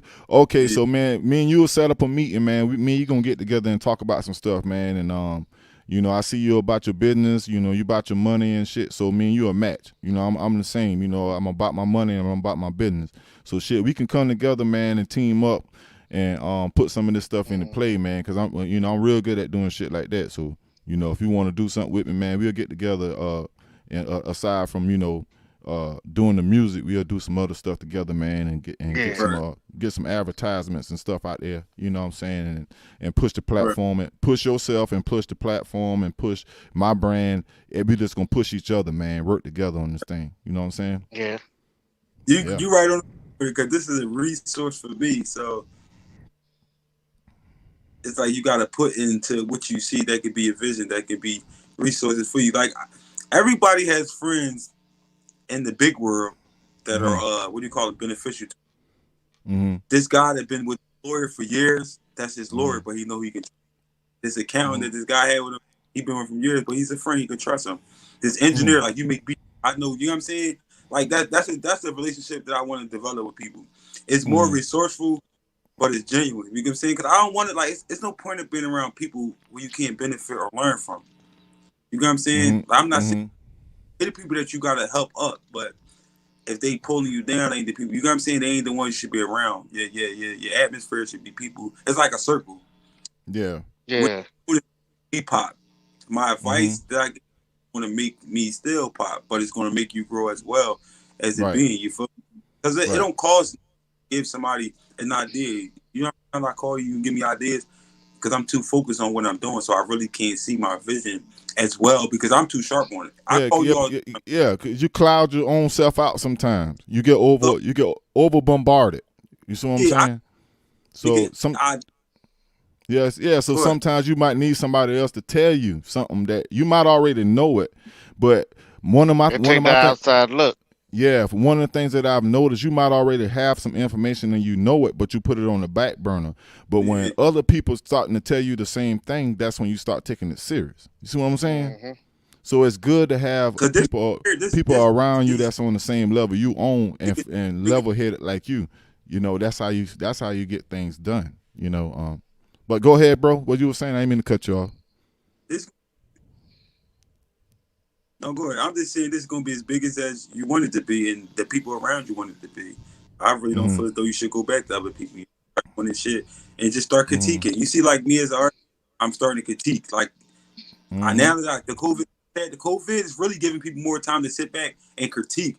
Like, if that's it, increase that and write and think more. He had that time before.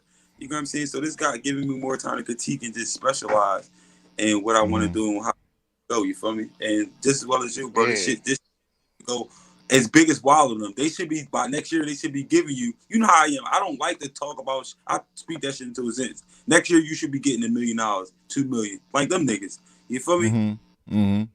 Did it, listen, the way how everybody saying, I can get a podcast now and make it pop. Because that's what they did. They had so much belief into that shit. They got 2.7 million, him and Wallow, for that podcast. You feel me? They just and I was venting. I actually did a show. I was just mad. Like, I was mad as hell a few nights ago, man. And I ain't gonna lie to you, bro. Like, I was just so frustrated. Like, sometimes I would say the devil will try to attack you through people. You know what I'm saying? And I was just addressing issues, that was bothering me. Like, I'm just gonna be honest, like, it was crazy. Like, I just had a weird feeling come over me. Something was like, just get on the show and start talking, man. I don't care who like it, who don't like it. They need to understand that, like, the people that are a part of your life, or if they are from errors in your life, you can't continue to allow them to try to influence your life or try to destroy your life.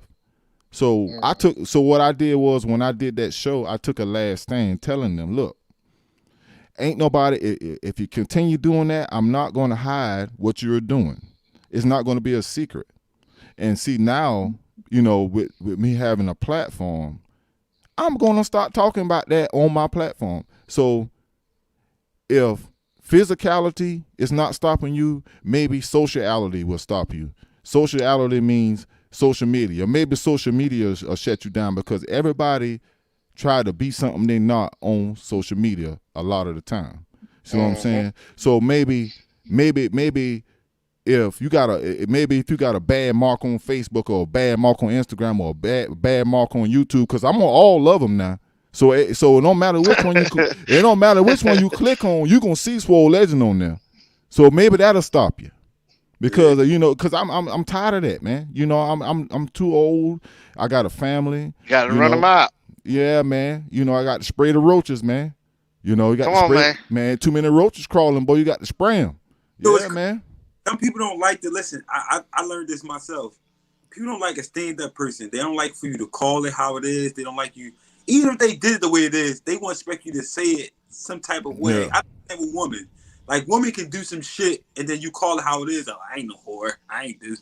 Yeah. Some just can't stand, like, a straightforward person and somebody calling how it is. Mm-hmm. And something like where they'll put so much burden on you, and you be like, bro, that ain't me. People are looking at you like you in the wrong. Like, bro, in the day, Like Dave Chappelle said, man, she said she ain't no whore, but you got on a whore's uniform.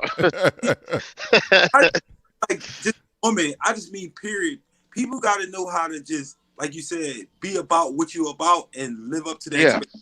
And just go straight forward and be that straightforward person. That's it. Like, your podcast, you can talk about whatever you want and you should. Don't hold. Yeah. I'm not gonna hold nothing back. You know. Well, see, the problem nowadays, everybody is too busy trying to impress the next person. That's what the problem is. Everybody's not focused on impress yourself first. Impress you, get you straight. Because to be honest, the next person don't even really matter in most cases. Because the same people you trying to impress, 9 times out of 10 are going to be the main ones that come and try to cut your throat once they see you done got to the top. Because once you get to the bottom of that, once you get to the top of that barrel, man, and you get ready to go across that wall, folks don't like that. They don't like that. And you can better believe as soon as you get ready to reach out across that wall, they coming to snatch you back down, man. People don't like that no more.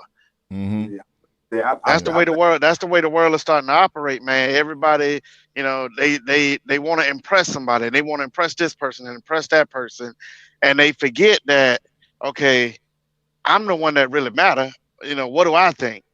You know, everybody sees social media and they first thing, you know, they want to do is they want to be like this person. They want to be like that person. You know, even me, I always grew up. I don't want to be like nobody. I want to be me.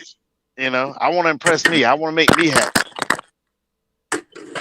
And, you know, that's what the problem is, man. A lot of people, they spend more time impressing others and less time trying to get straight within themselves. Yeah. You know, we can just go on and on all night and talk about it. You know, it's so much that done happened to everybody, and everybody's been going through so much. But you know, that's life. It most definitely that's life. You can't run from that.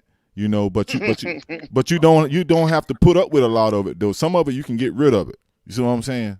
So that's my thing, man. I'm cleaning out my closet, man. You know, I'm cleansing myself, man. I got to get some of that stuff out of my spirit, bro, because sometimes it affects my my mental capacity with things. You know what I'm saying? So that's how I feel. You know what I'm saying? You know, I'm too good of a guy and I'm too talented to have people like that around me. You know what I'm saying? Exactly.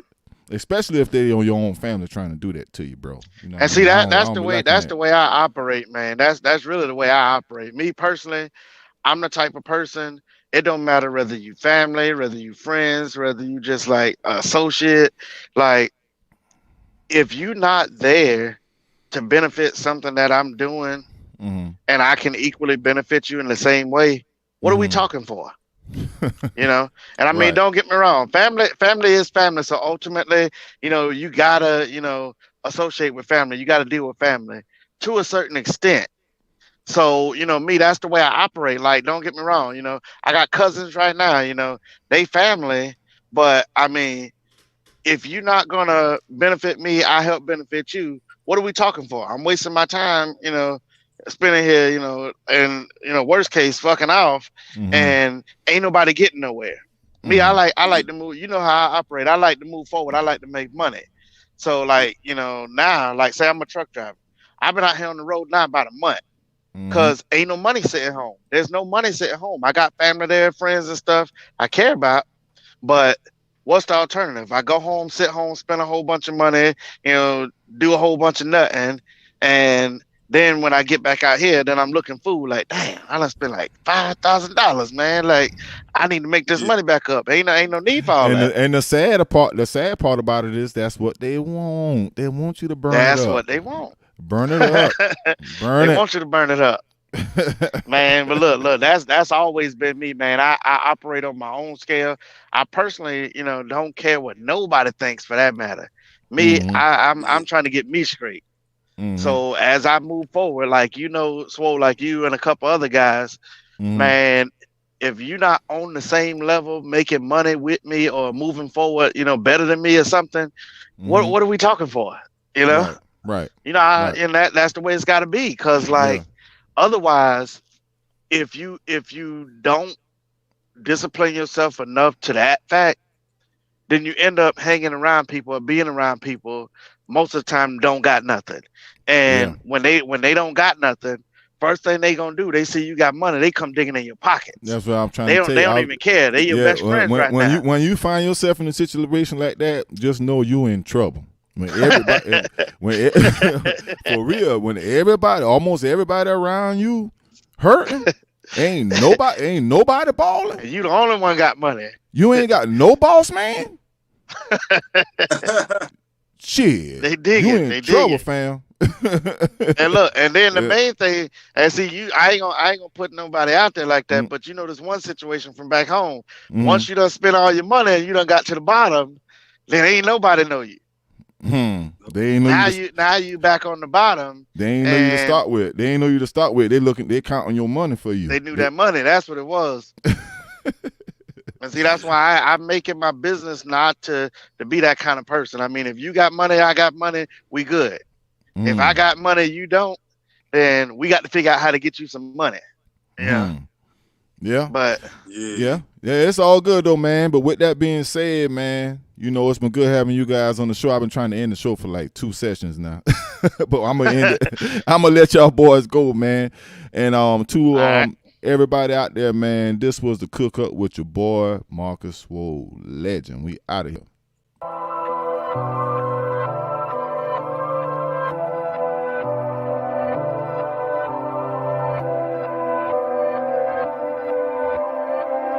Swole Legend Beats.